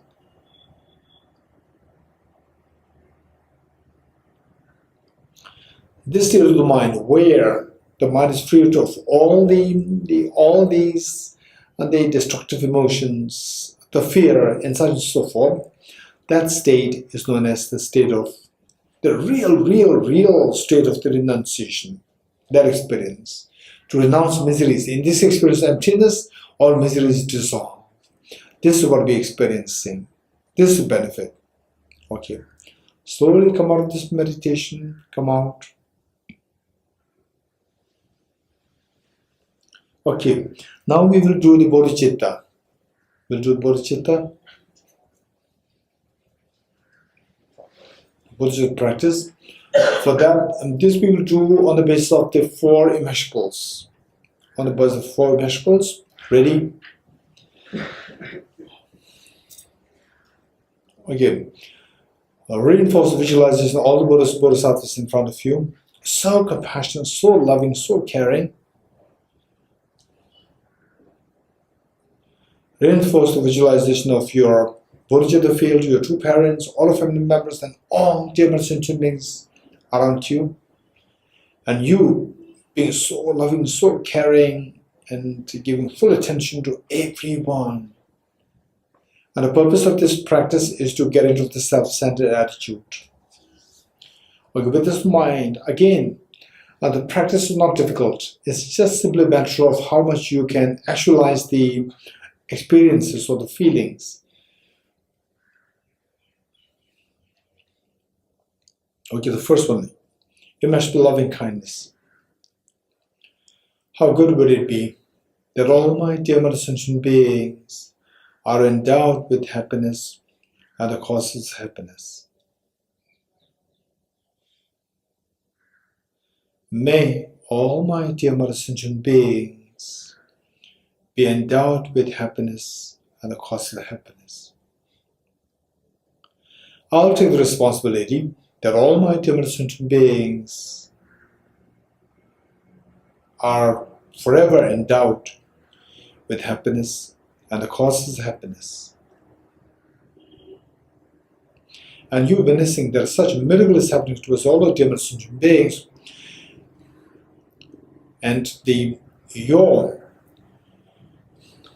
making this courageous commitment, the Buddhas and Bodhisattvas, they're so happy, so proud of you. This pride and happiness within the Buddhas and Bodhisattvas invoke the Vajra, the compassionate, enlightened mind to send the nectars and very soothing lights towards you and all dear sentient beings. Their mere touch will light the nectars with the bodies and beings of yours, instills in all happiness and the cause of happiness in the minds of sentient beings to yourself. And you witnessing such miracles happening towards all the dear sentient beings. You are intensely happy. Take 3 deep breaths, sigh with the relief.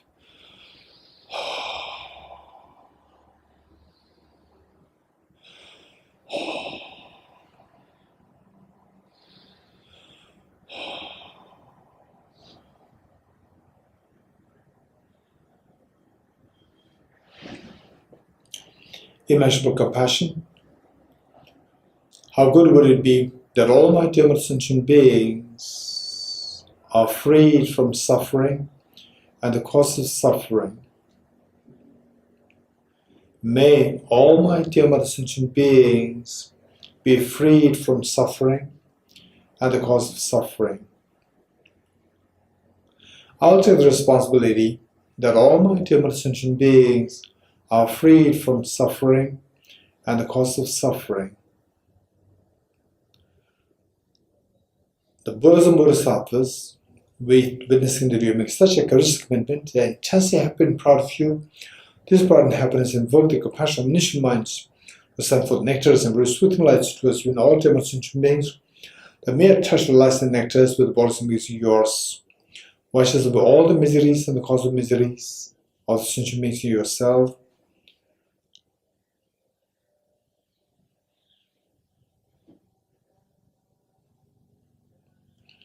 And you witnessing such a miracle is happening towards all the different sentient beings. You are intensely happy. Take 3 deep breaths, sigh with relief.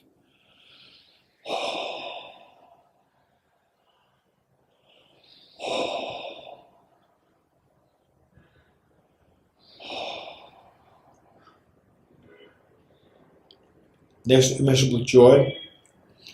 How good would it be that all my dear sentient beings are never separated from happiness and the causes of happiness that beings are endowed with.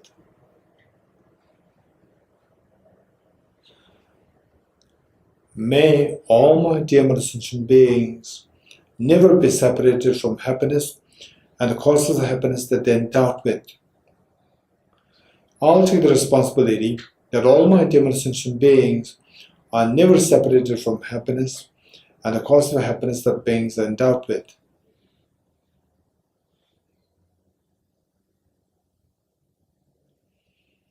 And you witnessing such miraculous happiness towards all the dear sentient beings, you're intensely happy.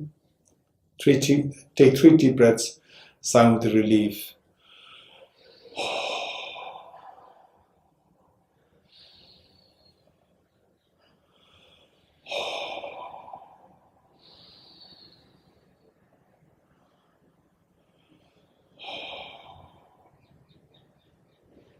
Next, immeasurable equanimity.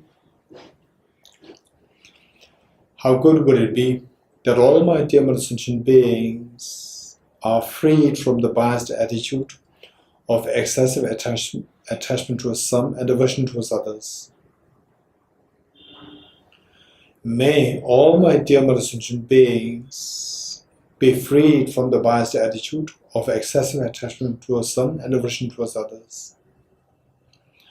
I will take the responsibility that all my dear sentient beings are freed from the biased attitude of excessive attachment towards some and aversion towards others. The Buddhas and Bodhisattvas, witnessing the living such a gracious commitment, they intensely happy and proud of you. This bright and happiness, the way the mother feels towards the child, after all these many years of hardship, the child, the eldest daughter, eldest son, aged just 12 or 13, come to the mother and tell the mother, "Mother, please take rest. You have done everything for us. I'm grown up now. I'll take care of all my siblings. You have done everything for us. We love you so much." The mother could not, after all these many years of hardship in raising her children, the mother could not believe her eyes and ears. She runs into tears out of joy. This is exactly what is happening to all Buddhas and Bodhisattvas. The tremendous happiness and joy that Buddhas and Bodhisattvas experience invoke their compassionate omniscient minds to send for nectars of very sweet lights towards you and all dear sentient beings. The mere touch of lights and nectars with Buddhas beings yours.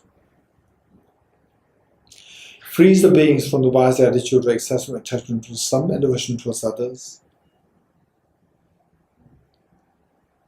And you witnessing such a miraculous happening to us all the dear sentient beings, you're intensely happy. Take 3 deep breaths, sigh with relief.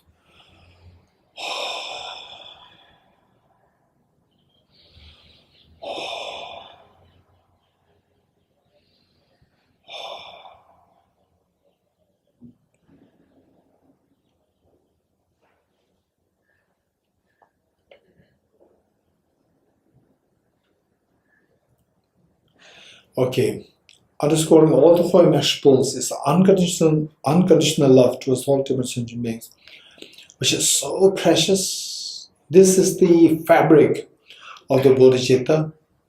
This is the ground on the basis of which you're going to generate bodhicitta. So with that mind, with this spirit of unconditional love towards all different sentient beings, with folded hands, let us make a bodhicitta commitment 3 times together. May I become Buddha for the benefit of all my dear mother sentient beings. May I become Buddha for the benefit of all my dear mother sentient beings. May I become Buddha for the benefit of all my dear mother sentient beings. Okay, abide in this experience, in this, the most beautiful mind of bodhicitta, most beautiful mind of bodhicitta for a while.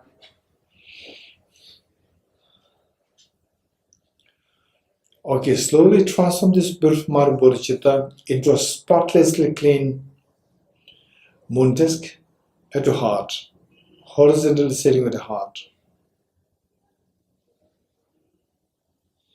It's amazing that you made such a courageous commitment to become Buddha for the benefit of all human sentient beings. But how can you say that you can achieve Buddhahood by, say, without the, say, handful of sand, however much you may put to squeeze it, no oil will come out of that. So likewise, how can it be possible think that the oil of the Buddhahood can come out? Yes, of course, I'm not like a handful of sand, I'm like a handful of sunflower seeds. I have the seed of perfection, seed of Buddhahood within us, within every sentient being, whether Buddhists, Hindus, Muslims, Jains, Christians, the Sikhs, Baha'i, the whatever, even non-believers, everyone has the seed of perfection, the seed of purity, the Buddha, the seed of Tathagata Garbha, the seed of the Buddha natures within each one of us. But how come that is not activated till now? Since time immemorial till now? Yes, that's true. It's all because of the negligence. It's all because of my being deceived by the two demons, self-grasping, ignorance, self-centered attitude. Henceforth, I will not at all befriend two of them. These two are my worst enemies. I'm disillusioned by these two things. Yes, of course. Okay. Then there's a possibility there. So how am I going to get rid of these two? By the very powerful remedy of the wisdom of emptiness. What's the wisdom of emptiness? Quickly retreat the experience of emptiness that you've meditated before. Emptiness with self. Okay, just quickly go into the 6 elements. Element earth, the solid part of the body. Element water. Element of fire. Air. Space. Consciousness. None of these 6 elements is me. That's true. Where is the self then from the object? Where is it different from these? Nothing is there. It's different. Nothing is there. It's a self different from the 6 elements. Where is this person now? Where is this person now? It disappears. It's just empty. Stay in this experience for a while.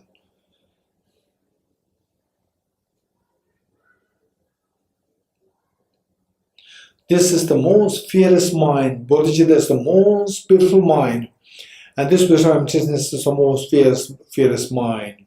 If you're able to cultivate this wisdom, if you're able to realize this wisdom of emptiness, of objective existence, all your fears will go away. Amazing, so precious. Okay, slowly transform this beautiful mind, both the wisdom of emptiness into a spotlessly clean white vajra, thumb-sized white vajra, vertically sitting on the moon to secure the heart.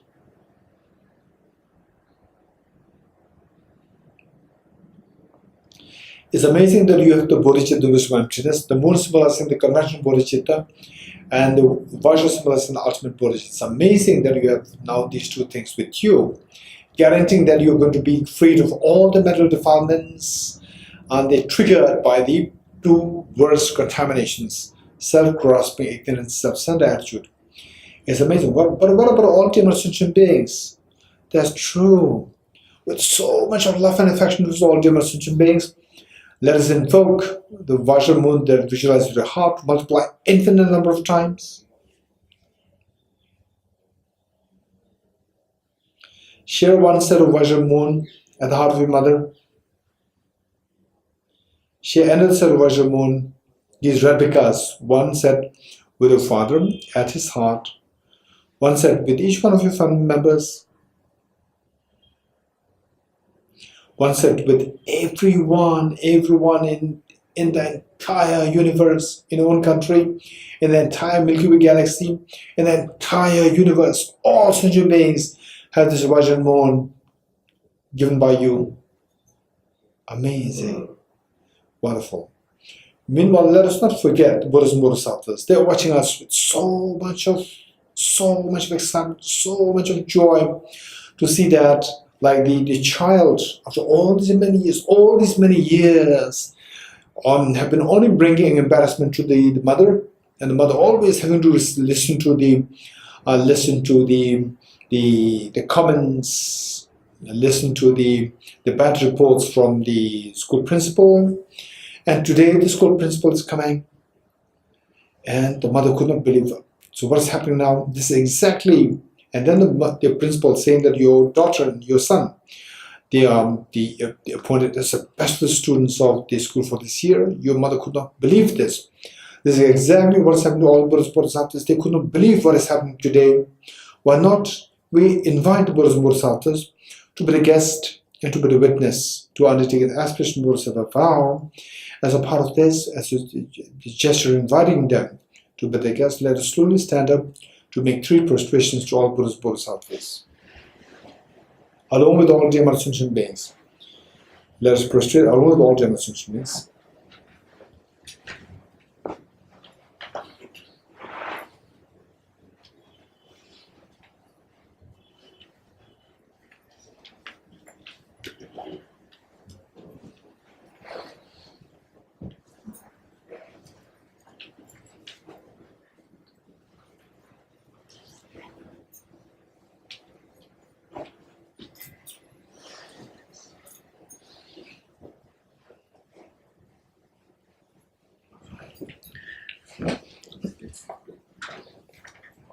Okay, those of us who can sit on your knees, right knees, please sit on your right knees for this aspiration Bodhisattva vow. Sit on right knees. Those who have knee problem, backache problem, feel comfortable to sit in whatever position is more comfortable to you. Okay, let us turn to. Okay, let's turn to page 46. Page 46. Okay, let us not forget to visualize all the Buddhist Bodhisattvas. They are just watching us. We have already invited them to be the witness, to our witness and the guests to our undertaking the aspiration Bodhisattva vow ceremony. So because that this may take a while. The moment you start to feel little pain, feel comfortable to sit down, because with the pain, then when the visualization, the thought processes, when that is not happening, the whole purpose is defeated. So the moment you start with this sitting on your right knees, and then the moment you start feeling pain, you can sit comfortably down. Okay. So those Bodhisattvas are there watching us with great excitement.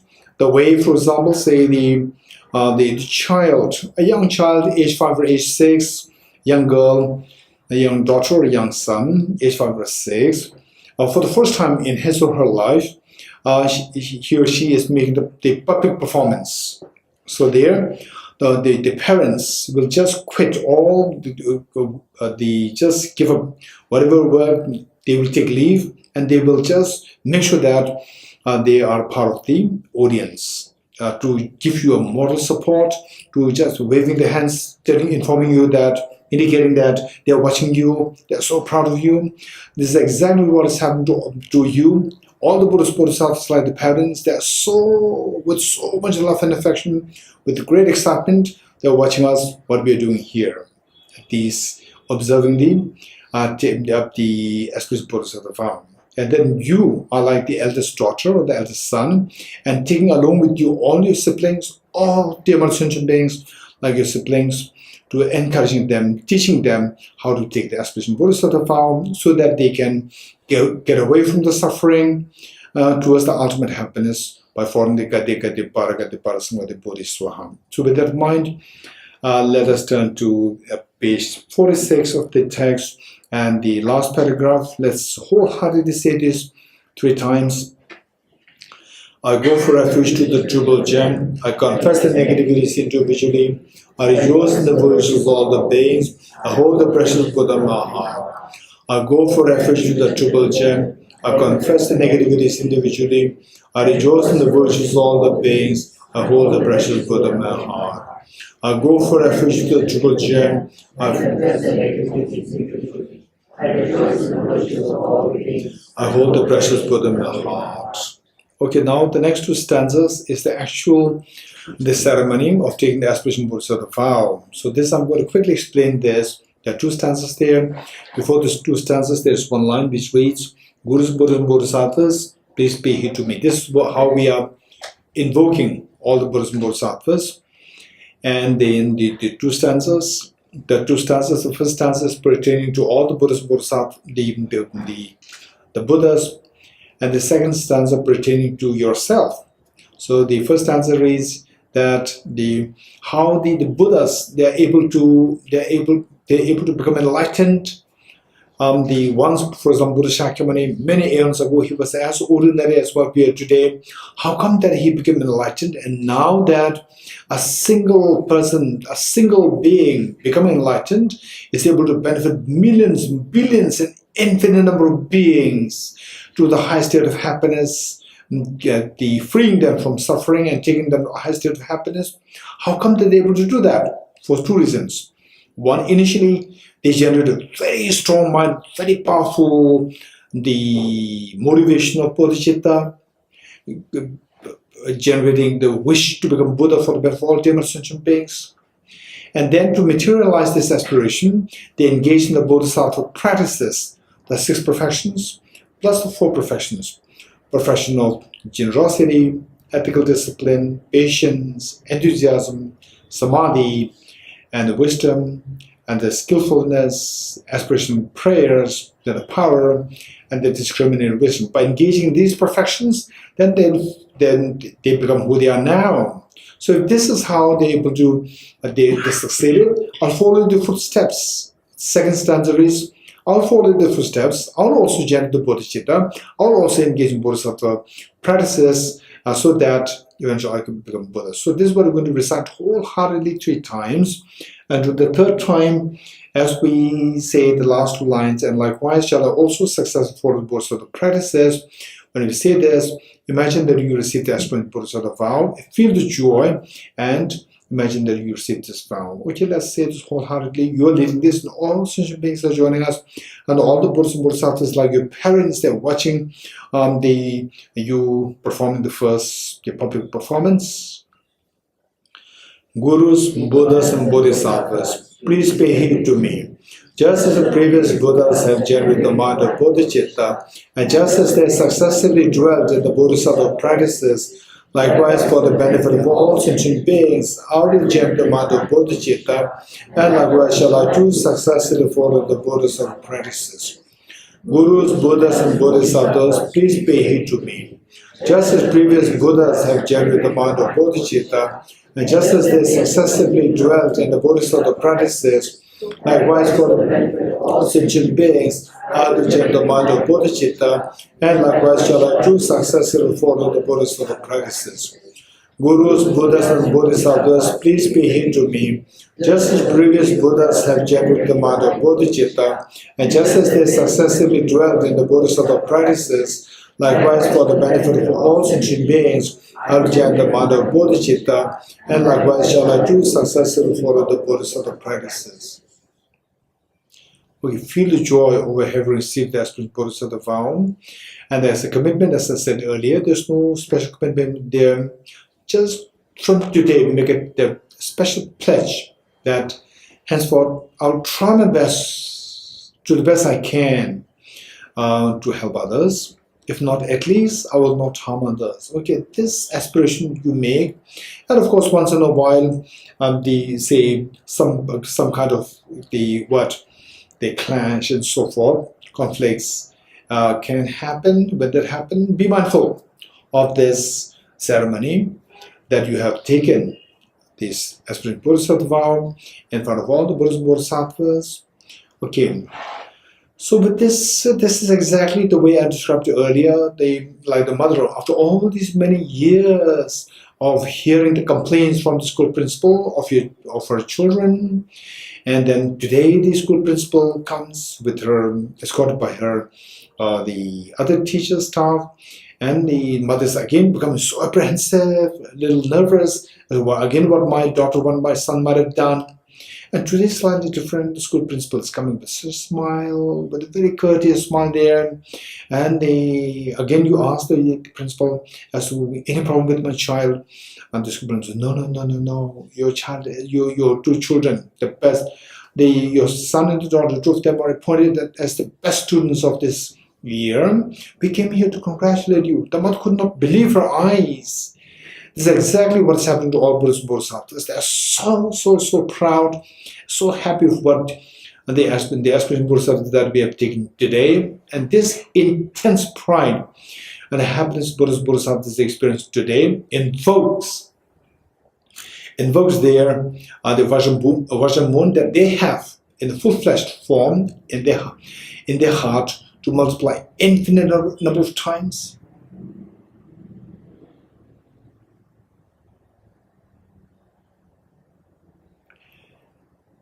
In barrage, like rain shower, these replicas of the Vajra moon from the house of the Buddhas and Bodhisattvas, they descend to merge with the one. They descend to merge with the one that you visualize at your heart. They merge, become non-dual, blessed, stabilized, and blessed. In the same way, in barrage, the replicas, all the millions, trillions, and infinite number of the replicas of Vajra moon from Buddhas and Bodhisattvas, they descend to merge with the one that you visualize at the heart of your mother, at the heart of your father, at the heart of each one of family members, including children, at the heart of everyone here in the world, everyone in the Milky Way galaxy, everyone in the entire universe.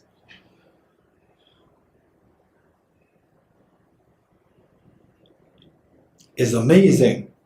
So the moon, symbolizing the conventional bodhicitta, that guarantees to eradicate the self-centered attitude within the minds of yourself and within the minds of all human sentient beings. And the Vajra, symbolizing the wisdom of emptiness, guarantees that you're going to self-grasping ignorance is going to be eradicated from you and from all human sentient beings, thereby guaranteeing that all the two demons, the worst of the demons, the two demons, self-grasping and self-centered attitude, are going to be eradicated completely, and that everyone, all human sentient beings are going to follow through the path of Gade and eventually experience the ultimate happiness. So this is today what we've done. So with this, of all the infinite, the offerings that you can think of, offerings to be made to all Buddhas, Bodhisattvas, this is the most beautiful offering. Offering of the Vajra moon, offering of the bodhicitta, conventional bodhicitta, and the ultimate bodhicitta of the wisdom and happiness to all Buddhas and Bodhisattvas. And today you offer this. And this is the greatest of the gifts that you can possibly think of giving to all the human sentient beings. Today you did it. It's amazing, amazing. What a joy. This is the greatest meaning of your life. Now you have found the meaning. Now each one of us, we have found the meaning of life. This is the wise person. This is the meaning of be kind to yourself and be wisely kind to yourself. And today you did it. And this is all happening because of the kindness of all the Buddhas and Bodhisattvas. Let us, along with all human sentient beings, let us slowly stand up to make 3 prostrations, all Buddhas, Bodhisattvas, as a gesture of thanking them.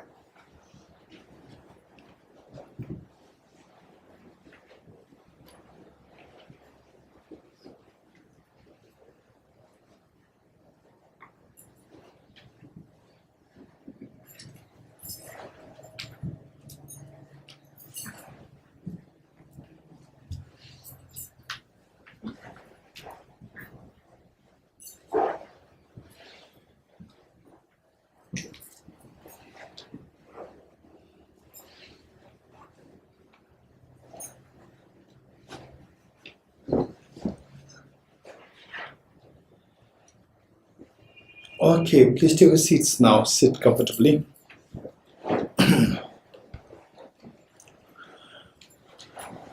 So, all of us being a part of the Nalanda Master's course and Nalanda Diploma course, given that we are really very systematically and professionally going through the practice of Dharma to make the greatest sense of our life. So, this is so precious. And I'm just wondering if you can, say, engage in this practice, same practice, on a daily basis, if not on a weekly basis. If not, then on a monthly basis, right? Just see if it's possible. That would be wonderful. Okay, and okay, with this, this is in this life we are very lucky to have met with this wonderful Nalanda teachings and the great legacies of Nalanda masters. And then what about future lifetimes? So this life, bodhicitta, wisdom, emptiness is amazing. What about our future lifetimes? There are two things to keep in mind. One is in the future lifetimes to be connected with the Dharma. Once connected, then how to go full swing into this Dharma. Two. And oftentimes there are people who have the capacity to go full swing into the Dharma. They are not at all connected with the Dharma. When they are not connected, we can't do anything. So to be connected with the Dharma, this is so precious. What to do in order to be connected with Dharma in the future lifetimes, number one. Now, having connected, then how to make sure that we go full swing into the Dharma practice so that we don't waste our life, waste our time. There are two things. Oftentimes there are people who are connected with the Dharma. For example, almost like 99.9% of the Tibetans. And they say the half of the Ladakis and many of the Sikkimis and the Kinnoris, then the Spitis, Lahore, super connected with the Dharma. Even in China, Japan, Vietnam, Korea, Cambodia, Malaysia, Thailand, then the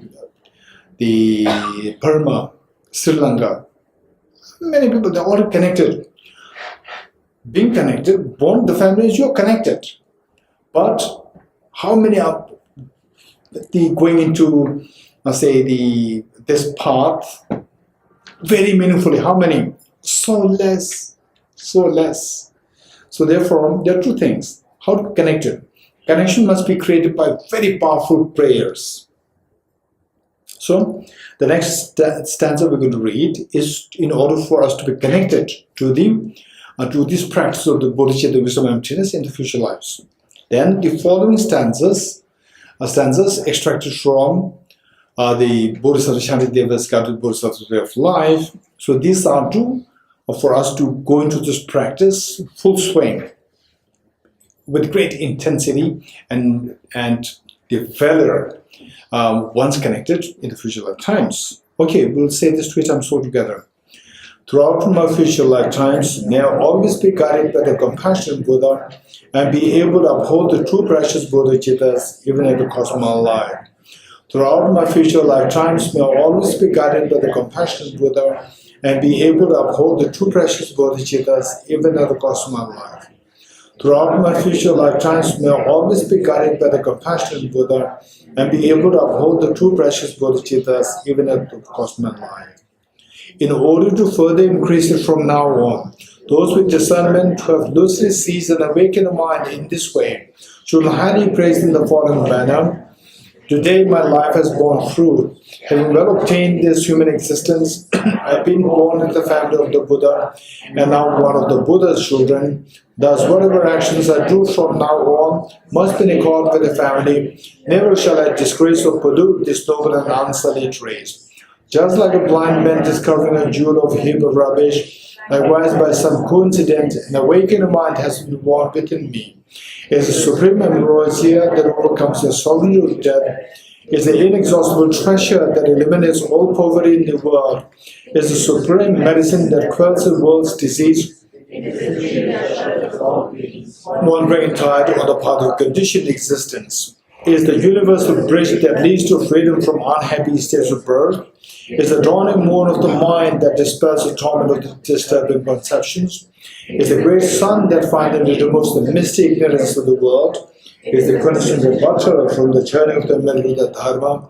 For all those guests traveling on the path of conditioned existence who wish to experience abundance and happiness, this will satisfy them with joy, and I shall praise them in supreme bliss.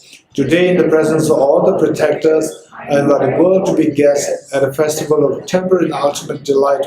May gods, demigods, and all be joyful. Okay, now we will do quickly do the Tsog offering.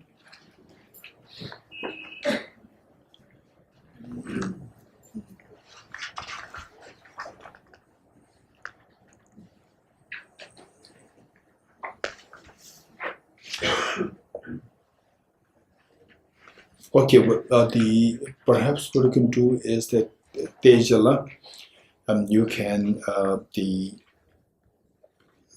say this from page 231. Is it page 231? Okay, page 231. The Tejala will slowly read this. Meanwhile, getting to learn two of us, we will do in the Tibetan Tibetan form. In Tibetan, we will do the blessing, first generating oneself in the form of the deity.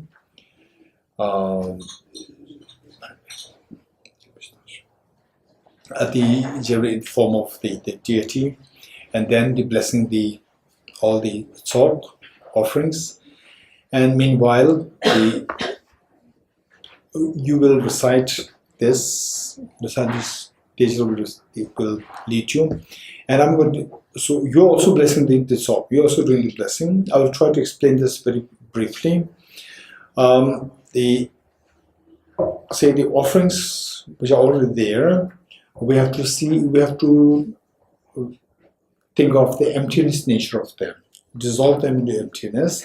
The way we did for the self, you can think of the same thing with these offerings, and then from this emptiness, then arises the heavenly or the divinely delicacies, where anybody comes in contact with these delicacies, will the wisdom of emptiness is flared and the bodhicitta is flared. With this, the mental defilements are all cleansed, and then this is to be done. Now so the process of dissolving them, and then from the arising form of the delicacies, that is known as the blessing the offerings. Okay. So meanwhile, what we're going to read, you're going to what we bless. We see that our mind is so vulnerable. Our mind is so vulnerable. Saying, okay, this is a little complicated, particularly those of us who are not exposed to emptiness. Be a little careful. Say that everything's like a dream, the way we explained earlier. Everything's like a dream. And dream means that in the dream you can have a very pleasant dream and the unpleasant dreams. Very beautiful things and unattractive things. Very clean, unclean things. Very clean, you feel attached. Unclean things, you feel as though I'm very clean, it's very dirty, right? Okay. So these biases, they make us react. And this reaction is known as karma, one-time karma. These karmas, then they drive us, they perpetuate us into this endless cycle of miseries. This is known as samsara. So now, what we're going to see here is the dimension of the obscene objects, like the skull, the blood, and so forth. Objects there, which we would be repulsive, which we will feel repulsion. So that is like seeing the dream, the things, undesirable things in the dream. We are being pushed in the dream. When you wake up, you see that there's nothing there which is in the dream. For example, the dream, the sewage, the very dirty things there in the dream. In the dream, you have been pushed. You think, oh, I'm very clean, it's very dirty. But when you wake up, what's the difference? That is just my dream. So likewise, somebody who realizes emptiness, for them, what is seen as obscene things. Oh, these are something, taboo. All these things you transcend, right? Okay, so deliberately is a very skillful way of transcending these things. And then say, for example, some people, actually this is a very advanced practice, but we are doing this more in the form of what you call it, simulation. Like simulation, it is not really the full-fledged. form.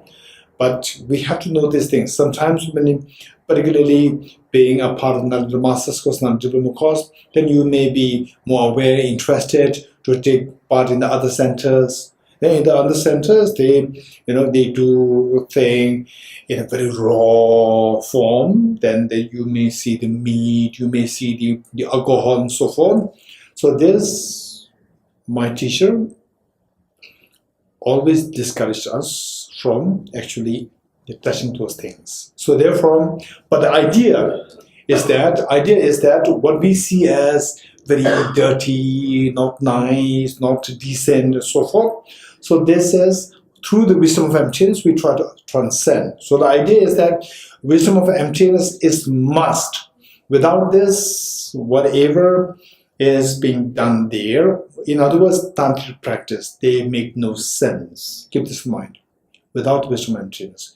Only with the wisdom of emptiness, you can see that only when you wake up, you can equate the dream, say the paradise, and the dream what rubbles, right? Say the houses, the what toned down houses, where it's just so dirty, messy, and a very paradise, beautiful place. So these two, when you wake up, what's the difference? It's just about my mind. It's not really there, it's different.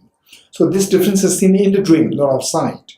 So when we are in the ignorance, we see the difference. Oh, these are obscene, these are very nice. So when you see emptiness, very stable experience of emptiness, when you come out of this, then you see that these two are same, there's no difference. It is for this reason that some of the obscene objects are mentioned here, like the blood, skull, and so forth. These are one, to remember impermanence. Then number two, eventually, with the reality of emptiness, to transcend what we see as obscene, what is seen as the attractive, to transcend these things. So this is a very advanced practice. Just to be a little exposed, this is what we're going to be doing. Okay, so meanwhile, okay, Teacher, you can start, and they get into Lanto first. We will do. Okay, start. Page 231, we start reading from verse 55.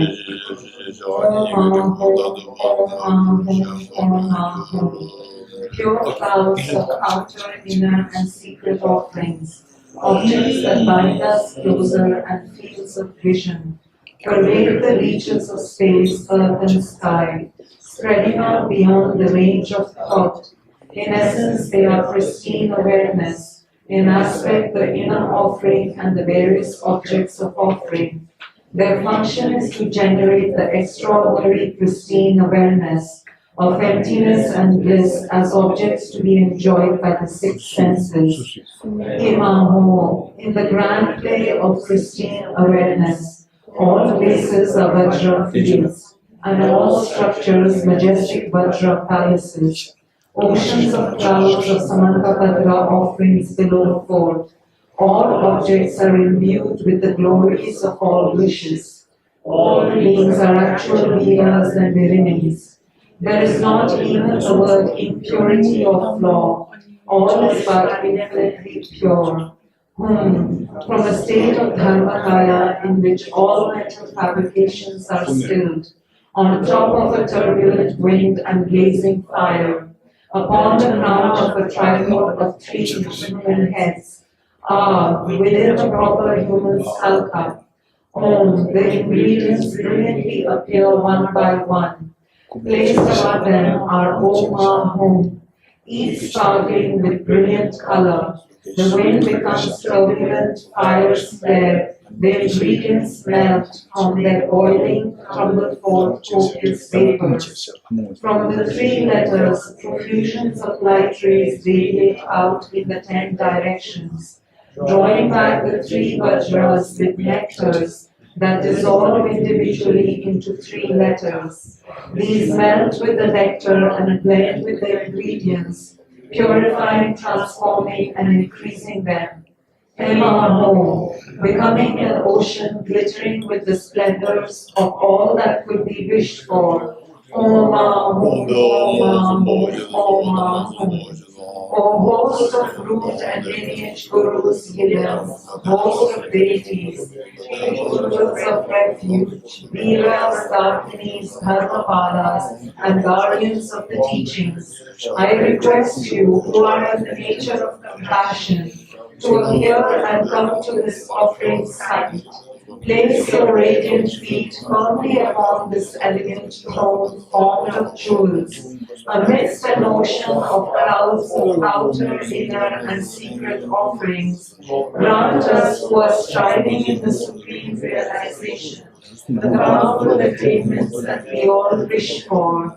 Oh, this ocean-like soap offering of uncontaminated nectar, blessed by Samadhi, Anapa, and Mudra, we offer in order to please you, hosts of root and lineage gurus.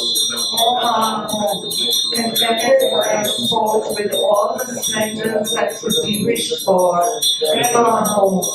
Please let fall a great rain of blessings, blessed by concentration, mantra, and mudra, this ocean-like soap offering of spotless nectar. I offer for your delight assemblies of root and lineage gurus, satisfied by enjoying an abundance of all you wish. Please, I beg, let fall a great rain of blessings, blessed by concentration, mantra, and mudra, this ocean-like soul offering of spotless nectar. I offer for your delight assemblies of rhythms, deities, and attendants, satisfied by enjoying an abundance of all you wish. Please, I beg, let fall a great rain of powerful accomplishments, blessed by concentration, mantra, and mudra, this Tsog-like offering of spotless nectar. I offer for your delight assemblies of the most precious jewels, satisfied by enjoying an abundance of all you wish. Please, I beg, let fall a great rain of the holy karma, blessed by concentration, mantra, and mudra, this ocean-like soap offering of spotless nectar. I offer for your delight assemblies of darkinis and dharma protectors, satisfied by enjoying an abundance of all you wish. Please, I beg, let fall a great rain of virtuous deeds, by concentration, mantra, and mudra, this ocean-like soap offering of spotless nectar. I offer for your delight assemblies of other sentient beings, satisfied by enjoying an abundance of all you wish. Please let me consider appearances and superior elevate. Two more. Two more, yeah. So come back Otherwise, to verse 55. Again, page Okay. 231. Okay. When we make the offering, when we make the offerings, we make the offering to the first to the gurus, then next to the triple gem, then next to the gurus, and then the deities, then the triple gem, and then the dharmapalas, meaning the dharma protectors, and then to the sentient beings. So when we make the offerings, whatever, in the form of the divine delicacies of the nature of bodhicitta and wisdom maintenance, we offer them first to the gurus, primarily to receive blessings, and then number two to the deities in order to invoke the siddhis, and then pertaining to the triple gem for the dharmas, and then for the dharmapalas to make sure that your journey of the spirituality, that the obstacles are not there. And finally, the sentient beings, we offer this to the sentient beings, that they delusive appearances of seeing things as truly real, and on that basis, and exaggeration, denigration, all these things stop, so that they become enlightened. Okay, so this says one, who you are making the offering, then what's the purpose of making the offering. Okay, this is what we think of. Om Ahum, Om Ahum, Om Ahum. Pure clouds of outer, inner, and secret offerings, objects that bind us closer, and fields of vision, pervade the reaches of space, earth, and sky, spreading out beyond the range of thought. In essence, they are pristine awareness, in aspect, the inner offering and the various objects of offering. Their function is to generate the extraordinary pristine awareness of emptiness and bliss as objects to be enjoyed by the six senses. Maho, in the grand play of pristine awareness, all places are Vajra fields, and all structures majestic Vajra palaces. Oceans of clouds of Samantavadra offerings below fold. All objects are imbued with the glories of all wishes. All beings are actual Viras and Viranis. There is not even the word impurity or flaw. All is but infinitely pure. Whom, from a state of Dharmakaya in which all mental fabrications are stilled, on top of a turbulent wind and blazing fire, upon the crown of a tripod of 3 human heads, within a proper human skull cup, the ingredients brilliantly appear one by one. Placed about them are Hum, each sparkling with brilliant color. The wind becomes turbulent, fires flare, the ingredients melt. From their boiling, tumbling forth copious vapors. From the 3 letters, profusions of light rays radiate out in the 10 directions, drawing back the 3 Vajras with nectars that dissolve individually into 3 letters. These melt with the nectar and blend with the ingredients, purifying, transforming, and increasing them. Maho, becoming an ocean glittering with the splendors of all that could be wished for. Hum, 64. From 64. From 64. Blessed by concentration, mantra, and mudra, this ocean-like soak offering of spotless nectar, I offer for your delight assemblies of root and lineage gurus, satisfied by enjoying an abundance of all you wish. Please, I beg, let fall the rich rain of blessings. Blessed by concentration, mantra, and mudra, this ocean-like soak offering of spotless nectar, I offer for your delight assemblies of Yidams, deities, and attendants, satisfied by enjoying an abundance of all you wish. Please, I beg, let fall a great rain of powerful accomplishments. Blessed by concentration, mantra, and mudra, this ocean-like soak offering of spotless nectar, I offer for your delight assemblies of the most precious jewels, satisfied by enjoying an abundance of all you wish. Please, I beg, let fall a great rain of holy dharma. Blessed by concentration, mantra, and mudra, this ocean-like soak offering of spotless nectar, I offer for your delight assemblies of Dakinis and Dharma protectors, satisfied by enjoying an abundance of all you wish. Please, I beg, let fall a great rain of virtuous deeds. Blessed by concentration, mantra, and mudra, this ocean-like soak offering of spotless nectar, I offer for your delight assemblies of mother sentient beings, satisfied by enjoying an abundance of all you wish. Please let delusive appearances accompany the allayed.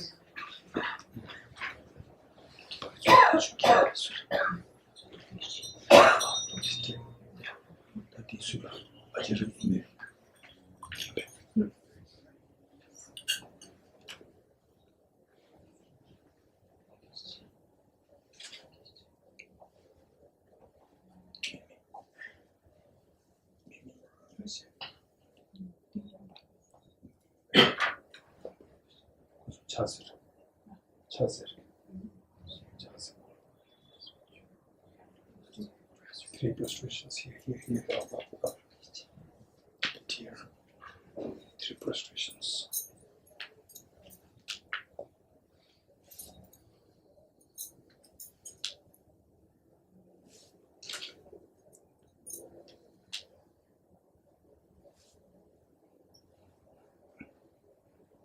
Okay, just lie in.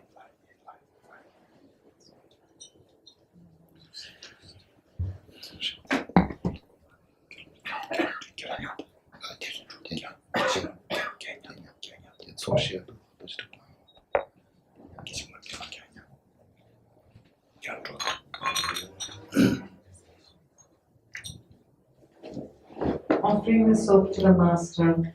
Look, Venerable, a great circle of Tsog.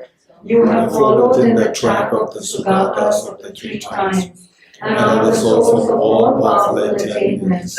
Since we realize this, O great hero, who has forsaken the conceptualizing mind, please enjoy continually this circle of Tsog. Allah. Very good. With nature inseparable from the 3 vajras, I visualize myself as the Guru Leader, this nectar of immaculate wisdom and knowledge. Without stirring from bodhicitta, I drink to satisfy the deities dwelling in my body. What great bliss! Okay, so what we do is that.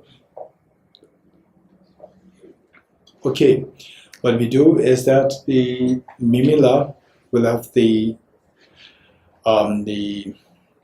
black tea, and then Mim will give 1 spoon black tea in your palm. You drink it.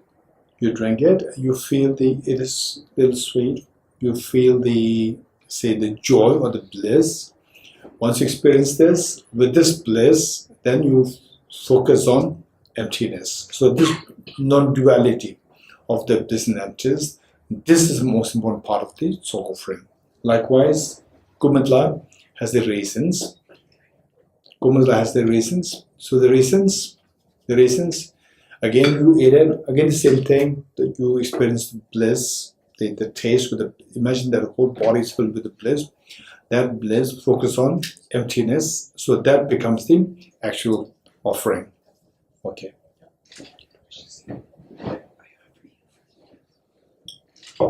So everyone will have this. Kumanda, you can give 2 or 3 is fine. Okay, this is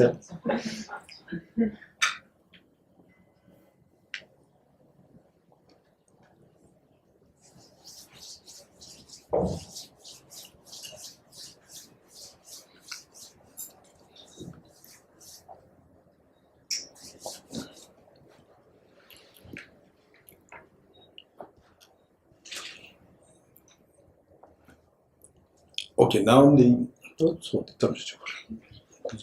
okay, some younger ones can help.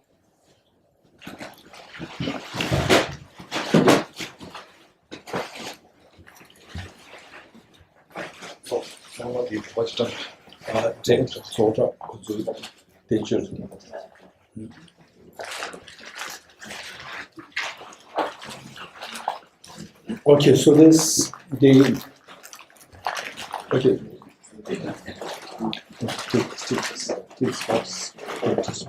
You can put together. Okay, so this is, make sure that you get your share.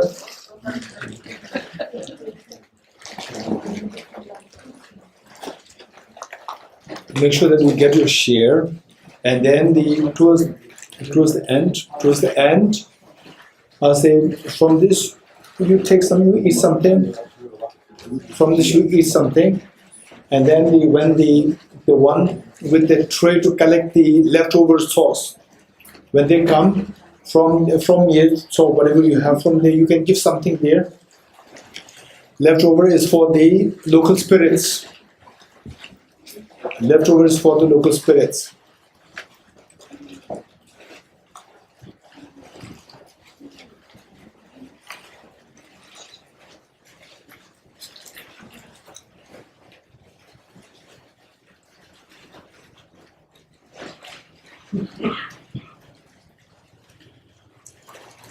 Kusan, gelin sonra. Gelin sonra.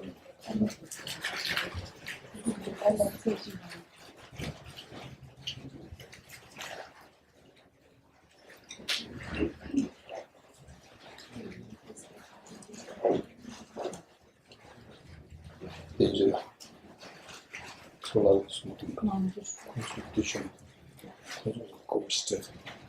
Süper.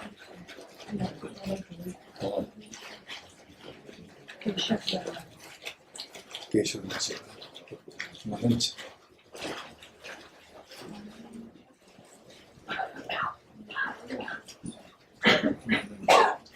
Chipi Geshe Dorji. Research stone.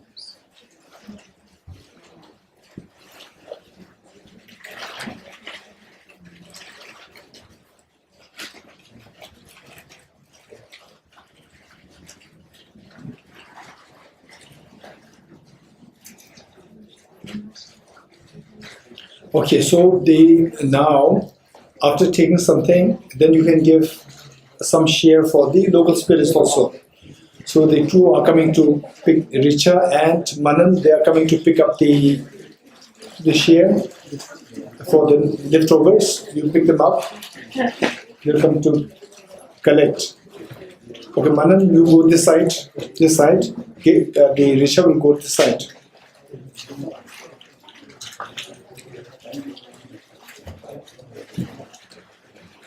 Some people, they think that I have to give something from my what I bit from after my the taking a bite and then give it. Not necessary. Be kind. You can give also fresh ones also, not necessarily a small one.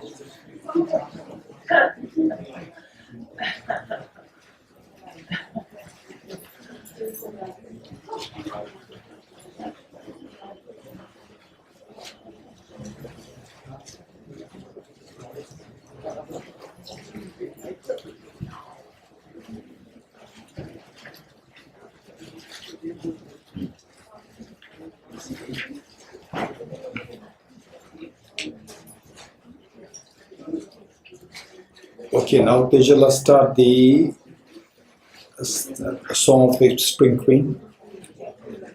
Page 235, verse 71.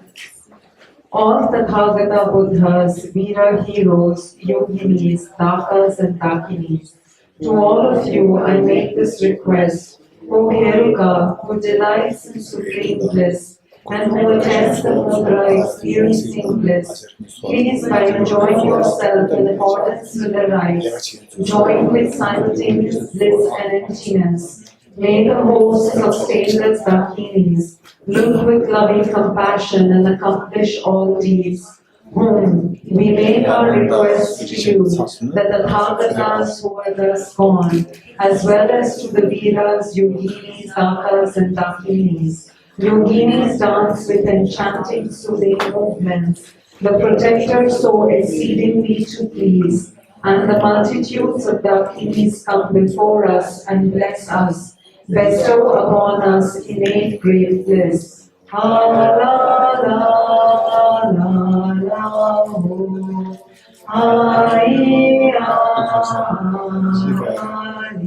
ho.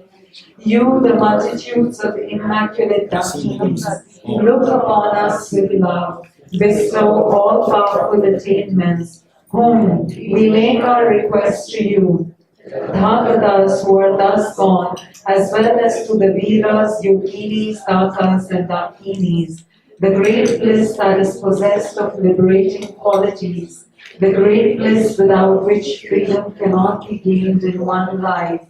Through one endures many asceticisms, the great bliss abides within the center of the Supreme Lotus. La la la la la ho, ho.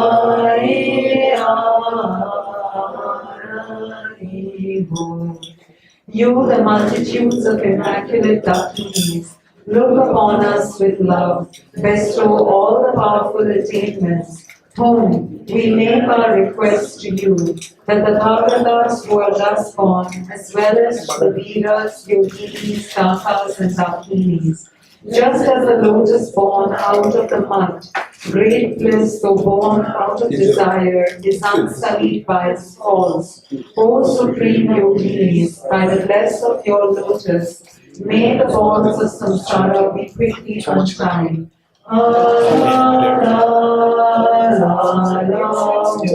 Just stay here. Ho.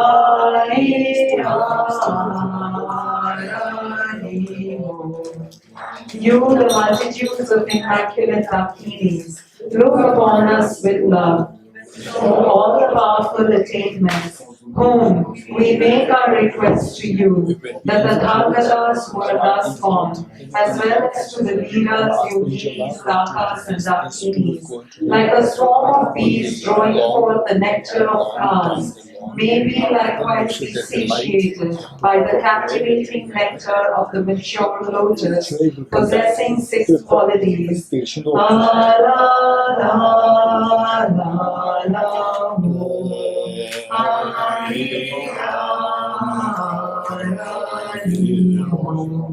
You, the multitudes of immaculate Dakinis, look upon us with love, bestow all the powerful attainments, whom impure deceptive appearances become purified in the sphere of voidness. Ah, this magnificent nectar created out of pristine awareness, Om becomes a vast ocean of all desired things. Om Ahum, Om Ahum, Om Ahum. Oh, this ocean of remaining stock of uncontaminated nectar, blessed by Samadhi, Mantra, and Mudra, we offer to you hosts of post-bound realm protectors. Om Ahum, contented by your sport with all the splendors that could be wished for. Emaho, please accomplish the virtuous conduct of the yogic path as you have pledged. Ho, by offering this ocean of remaining stock to the guests who are left together with their entourage, may the precious teachings proliferate.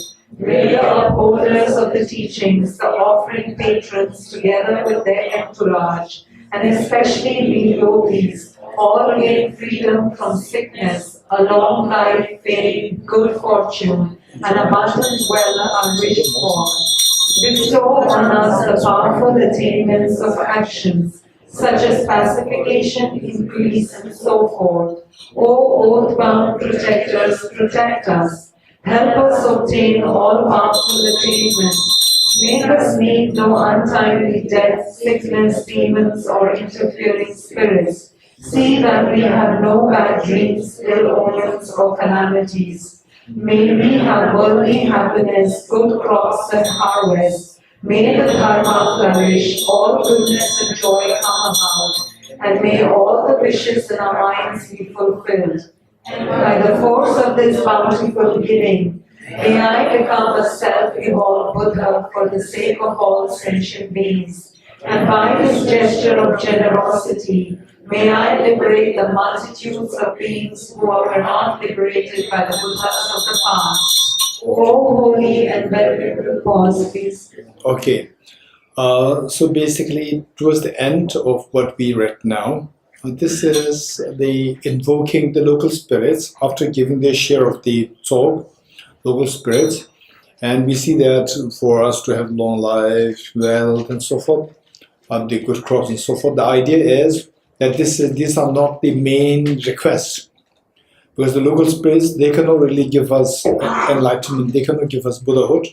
So what they can do in their own capacity, like controlling the weather and then making sure that the illness, the obstacles in the form of the illness and so forth, whatever limited the capacity that they have to help us, like letting the crops grow better, to give some wealth and so forth, and this is what they can do. So not that we don't really ask these things to from the Buddhas and Bodhisattvas. For Buddhas and Bodhisattvas, we ask for Buddhahood, we ask for wisdom emptiness, we ask for bodhicitta and so forth. We don't ask for these trivial things. These trivial things we ask from the local spirits, because these are things that they can do within their capacity. Okay, now next part is very important. Next part is reviewing the entire stages of the path. This is the whole practice of bodhicitta, whole practice of wisdom and emptiness. They are very clearly stipulated here, and particularly invoking their respective experiences. They are so powerful, and when we do our personal retreats and so forth on the bodhicitta, it's good to include these stanzas. They are very good. Okay. O holy and venerable Gurus, supreme field of merit, inspire me to make offerings and devoted requests to you, O protectors and root of all well-being, that I may come under your joyous care.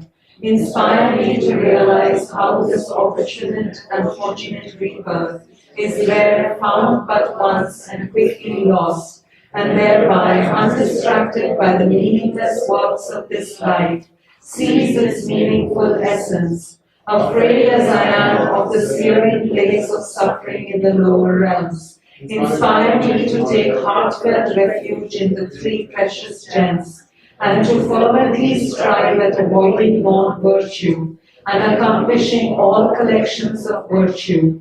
Violently tossed as I am by waves of delusions and karmas, plagued by hordes of sea monsters, the three sufferings, inspire me to develop an intense longing to be freed of all this dreadful bond, this great ocean of existence.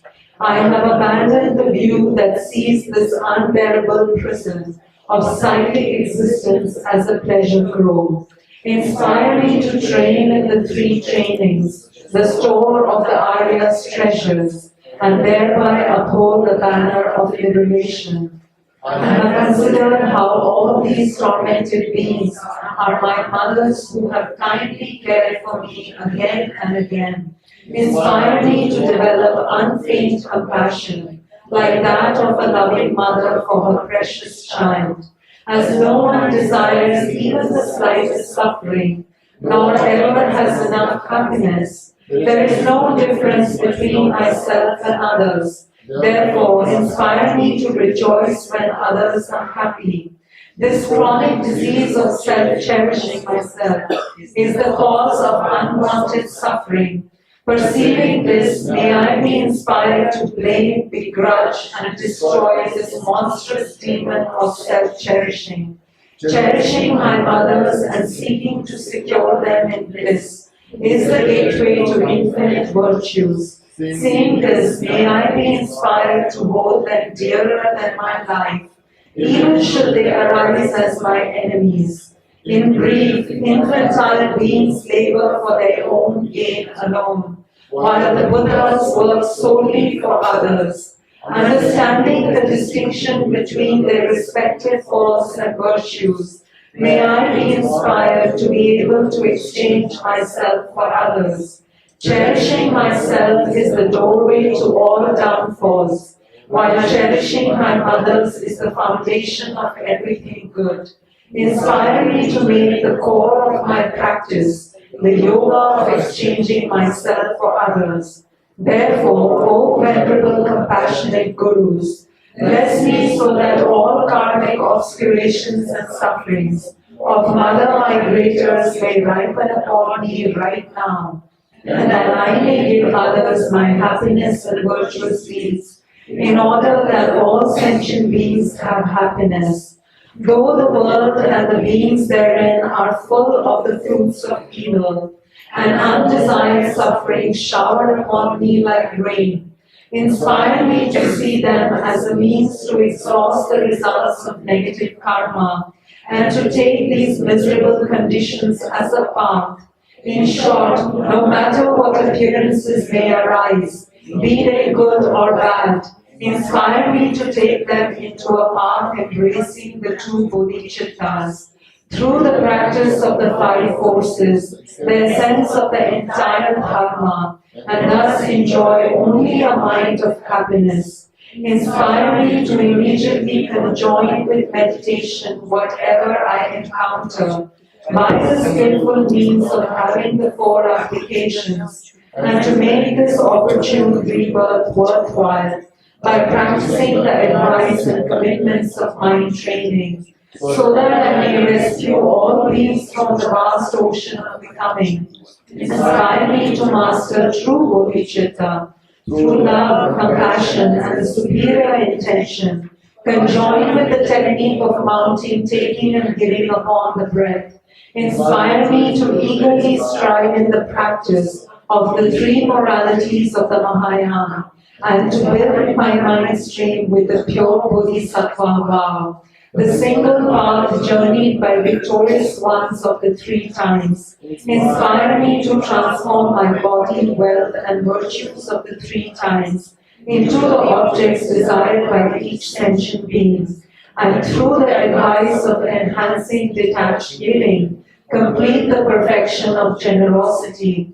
Inspire me to complete the perfection of moral conduct by working for sentient beings, accumulating virtuous qualities, and not transgressing the bounds of pratimoksha, bodhicitta, or tantric vows, even at the cost of my life. Should all 9 types of beings of the 3 realms become angry at me, abuse, upbraid, threaten, or even kill me, inspire me to complete the perfection of patience and undisturbed work for their benefit in response to their harm.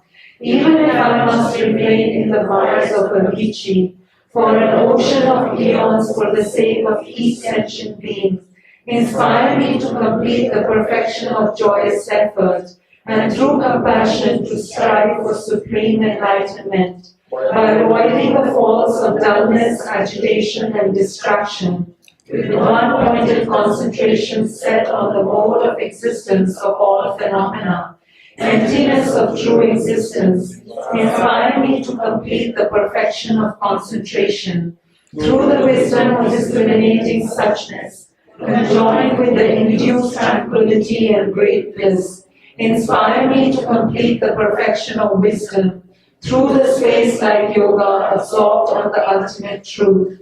Inspire me to perfect the illusion-like concentration by realizing how all outer and inner phenomena lack true existence, yet still appear like illusions, dreams, or the moon's reflection in a still lake. Samsara and nirvana have not an atom of true existence, while dependent arising by cause and effect is non-deceptive. Inspire me to realize the import of Nagarjuna's thought, that these two are not contradictory but complementary. Then through the kindness of my herdsman, Vajradhara, inspire me to cross the labyrinthine ocean of Tantra, by holding my vows and pledges, the root of cities dearer than my life. Inspire me to cleanse all stains of attachment to ordinary appearance, through the first stage yoga of transforming birth, death, and pardo into the conqueror's 3 bodies, and to see all that appears as the deity. Setting your feet, O protector, upon the 8 petals of my heart, within the central channel, inspire me to actualize the path uniting clear light and illusory body in this very lifetime.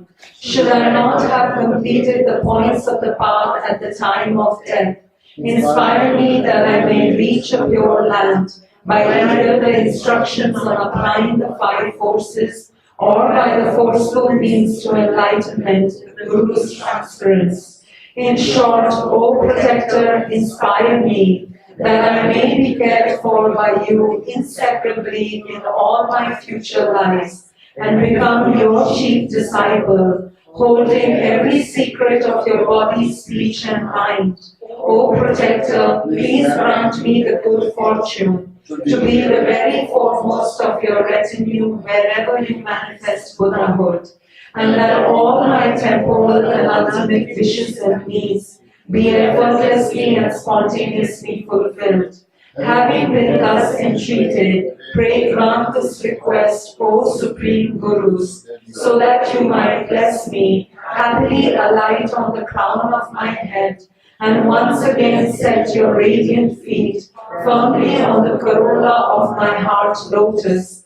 I dedicate the merit thus gathered towards the realization of the aims and deeds of Buddhas and their children of the 3 times, and to the upholding of the doctrine of scripture and insight. May I, in all lives, through the force of this merit, never separate from the 4 wheels of the great vehicle, and accomplish all the stages of the path, renunciation, bodhicitta, perfect view, and the 2 stages. Through the excellence of whatever white virtues there are in samsara and nirvana, May all be auspicious for us to be free here and now from all misfortune and hardship, and thus enjoy a glorious and perfect celestial treasure of temporal and ultimate virtue and goodness. May all be auspicious for the Buddha's teachings to long endure through your centers of dharma, omniscient Losang Chakra, being filled with hosts of monks and yogis, striving single-pointedly to master the three pure trainings. Having requested your blessings, Losang Chakra, who from the time of your youth made request to the Supreme Guru Yidam, may all be auspicious for you, O Losang Vajradhara, spontaneously to grant the wishes of others. May all be auspicious for all our desired endowments to swell like a lake in the summer rains, bringing an unbroken flow of rebirths of pleasure in faultless families, so that we may pass our days and nights with your holy dharma, O Losang, and thus delight in the glories of perfection. By the collection of whatever virtuous deeds others and I have done, and shall do from now on till enlightenment, may all be auspicious, O holy venerable one, for your body of form to remain in this land immutable like a vajra. Okay, now we will recite the long life prayer of His Holiness the Dalai Lama.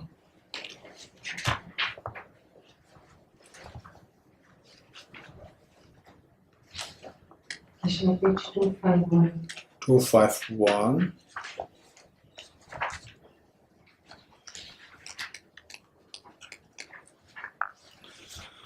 Okay, so His Holiness the Dalai Lama, today we see that he's the son of the world who is working for the world.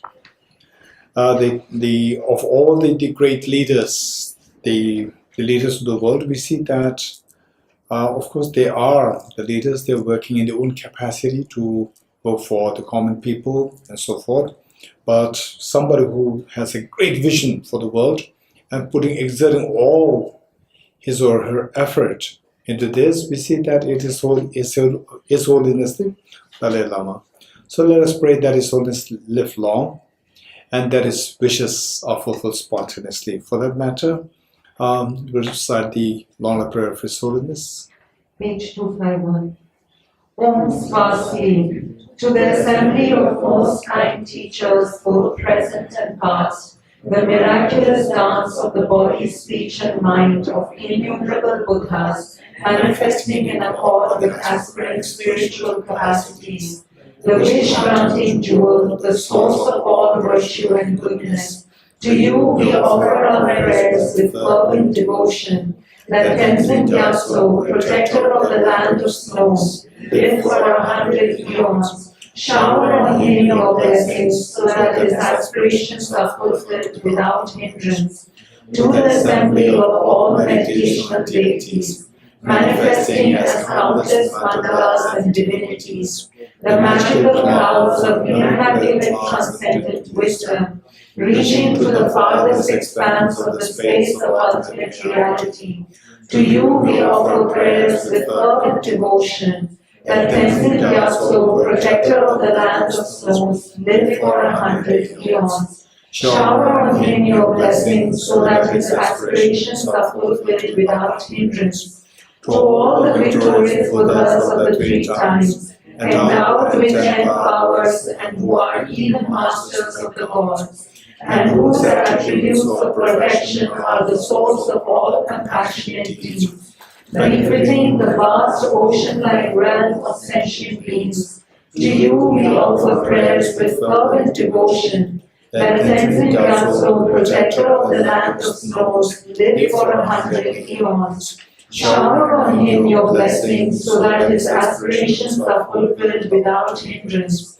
To the assembly of sacred doctrine embodied in the three vehicles, supremely serene, a jewel treasure of enlightenment, stainless, unchanging, eternally good, and the glory of all virtues, which actually liberates beings from the sufferings of the three worlds. To you we offer prayers with fervent devotion, that Tenzin Gyatso, protector of the land of snows, live for 100 eons. Shower on him your blessings so that his aspirations are fulfilled without hindrance. To all members of the enlightened noble spiritual community, who never stray from the thoroughly liberating adamantine city, who possess the wisdom eye that directly sees the profound truth, and the highest valor to destroy all machinations of psychic existence, to you we offer prayers with fervent devotion, that Tenzin Gyatso, protector of the land of snows, live for 100 eons. Shower on him your blessings so that his aspirations are fulfilled without hindrance. To the assembly of heroes, Dakinis, heavenly beings of the three worlds, who appear in the highest paradises, in the sacred places, and in the cremation grounds, and who, through creative play in the hundredfold experiences of bliss and emptiness, support practitioners in their meditation on the excellent path. To you we offer prayers with fervent devotion, that Tenzin Gyatso, protector of the land of snows, live for 100 eons. Shower on him your blessings so that his aspirations are fulfilled without hindrance. To the ocean of protectors endowed with eyes of transcendent wisdom, the powerful guardians and upholders of the teachings, who wear inseparably on their matted locks the knots symbolizing their pledge to the Vajra holder. To you we offer prayers with fervent devotion, that Tenzin Gyatso, protector of the land of snows, live for 100 eons. Shower on him your blessings so that his aspirations are fulfilled without hindrance. Thus, to this congregation of excellent, undeceiving refuge, we pray that by the power of this prayer, expressed from a heart filled with fervent devotion and humility, may the body, speech, and mind of the soul of the land of snows, the supreme now on Losang Tenzin Gyatso, be indestructible, unfluctuating, and unceasing. May he live for 100 eons, seated on a diamond throne, transcending decay and destruction. You are the jewel heart embodying all compassionate, beneficial deeds. O most courageous one, you carry on your shoulders the burden of all the Buddhas of the infinite realms. May all your noble aspirations be fulfilled as intended. By virtue of this, may the heavenly doors of the fortunate era open, eternally as a source of relief and respite for all beings. And may the auspicious signs reach the apex of existence and release, as the sacred teachings flourish through all times and in all realms. May the nectar stream of the blessings of the lotus holder always enter our hearts and nourish them with strength. May we please you with offerings of dedicated practice, and may we reach beyond the shores of perfect compassionate deeds, through the blessings of the wondrous Buddhas and Bodhisattvas, by the infallible truth of the laws of dependent origination, and by the purity of our fervent aspirations, may the aims of my prayer be fulfilled without hindrance. Dedication prayer. Please turn to page 278. Okay, for the dedication, the aspiration bodhisattva vow we took, and then soul offering which we did. So this, by this virtue, and coinciding with the Tibetan New Year, the first month of the New Year, let us dedicate this for the long life of His Holiness the Dalai Lama, and that his wishes be fulfilled spontaneously. And let us also dedicate that all the great learning centers such as Sera, Tepung, Ganden, and the Gyume College, Gyudo College, and all the monastic, the academic centers of Sakya, Kakyu, Nyingma, Gelug, And then from the nowadays, then even the nunneries where the academic studies are being introduced because of His Holiness the Dalai Lama's blessings and advice. Let us pray that all these learning centers, they thrive in the activities of study, reflection, meditation. And let us also pray that the other centers accessible for the ordinary people, like Tibet House, then the Trishta Center, and all other centers. May all there are so many centers which promote studies, reflection, meditation. Let all these centers thrive in the activities, and that they are able to reach out to as many people, that they be connected with the dharma of the Vishwamantras, bodhicitta.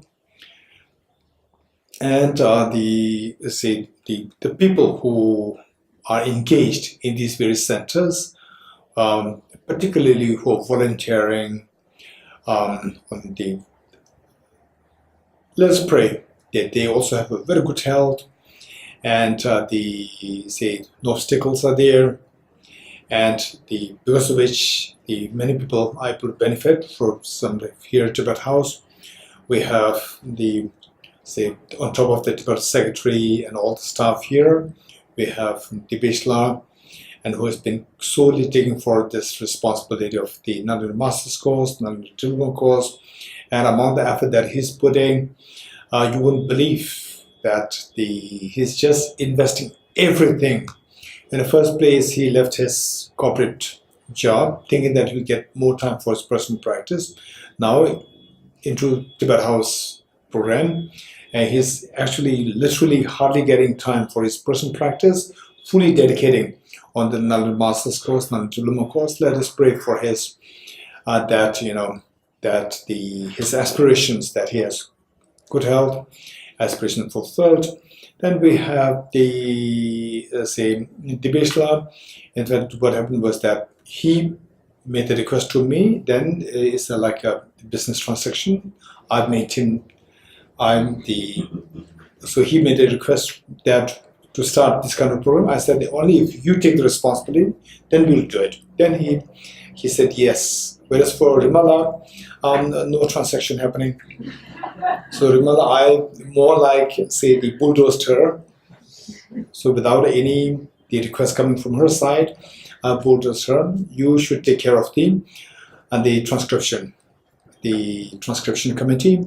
So and how she has been doing this so professional, and despite her own ill health, she is putting so much effort in this, and then really checking the transcriptions, how good they are, saying like say 96.5% accuracy, like this. She's making sure that this degree of the accuracy, to see how accurate they are. Otherwise, the transcriptions, it can go wrong easily, and then no point.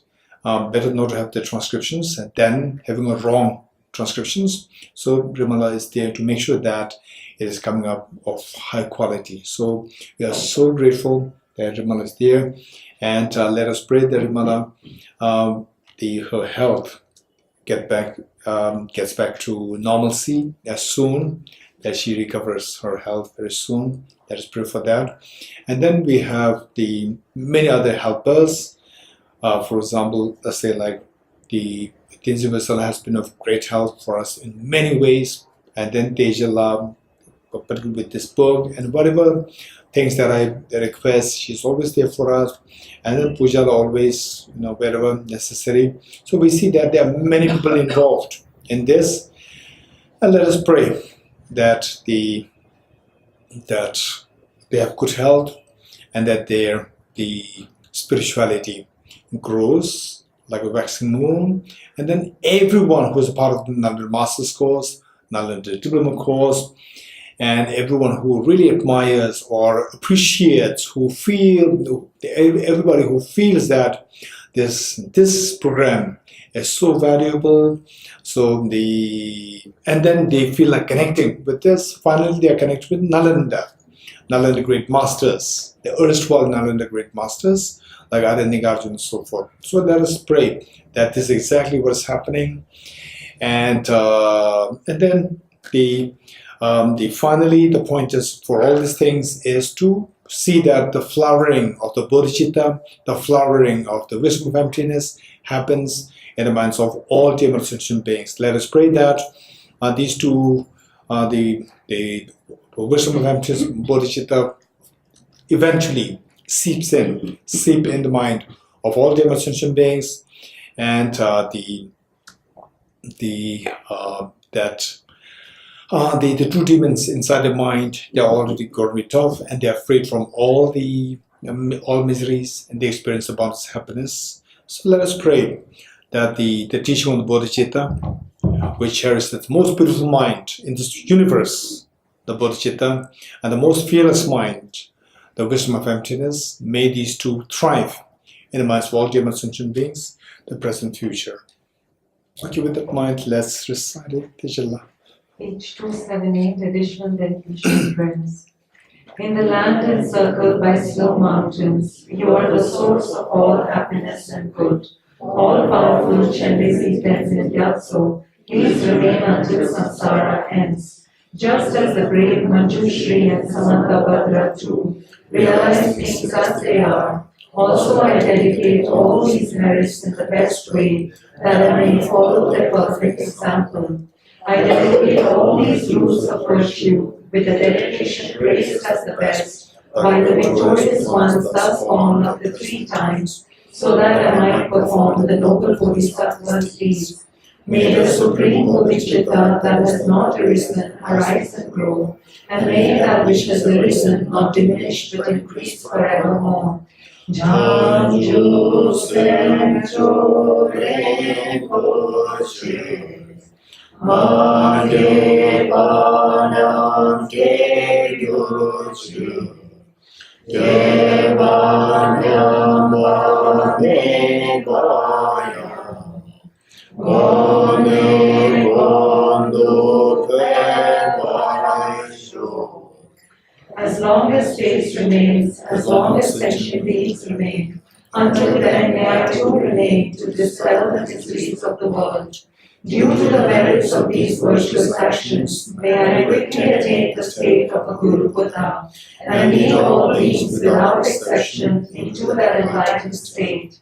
I dedicate the merit thus gathered towards the realization of the deeds and the prayers of all Buddhas and Bodhisattvas of the 3 times, and to the upholding of the Dharma of teaching and realization. May I in all lives, through the course of this merit, never separate from the 4 wheels of the Mahayana vehicle, and accomplish all the stages of the path, renunciation, bodhicitta, perfect view, and the 2 stages. With the wish to free all beings, I shall always go for refuge to the Buddha, Dharma, and Sangha, until I reach full enlightenment. Inspired by wisdom and compassion, today in the Buddha's presence, I generate the mind of full awakening for the benefit of all sentient beings. I go for refuge to the triple realm. I confess the negativities individually. I rejoice in the virtues of all the beings. I hold the precious Buddhahood in my heart. The path of the union of emptiness and compassion is lucidly explained by the protector of both the Dharma and the beings of the snowland. You are the lotus holder Tenzin Gyatso. We supplicate you that your wishes are fulfilled spontaneously. May the operations of evil thoughts and deeds, of negative forces of humans and non-humans, who harbor malice through perverted prayers against the teachings of the Buddhas, be totally vanquished through the power of the truth of the 3 jewels. In all my life, never separated from perfect Gurus, may I enjoy the magnificent Dharma by completing the qualities of the stages and paths. May I quickly attain the state of Vajradhara. Throughout my future lifetimes, may I always be guided by our Manjushri and be able to uphold the Dharma in general and the teachings of dependent origination in particular, even at the cost of my life.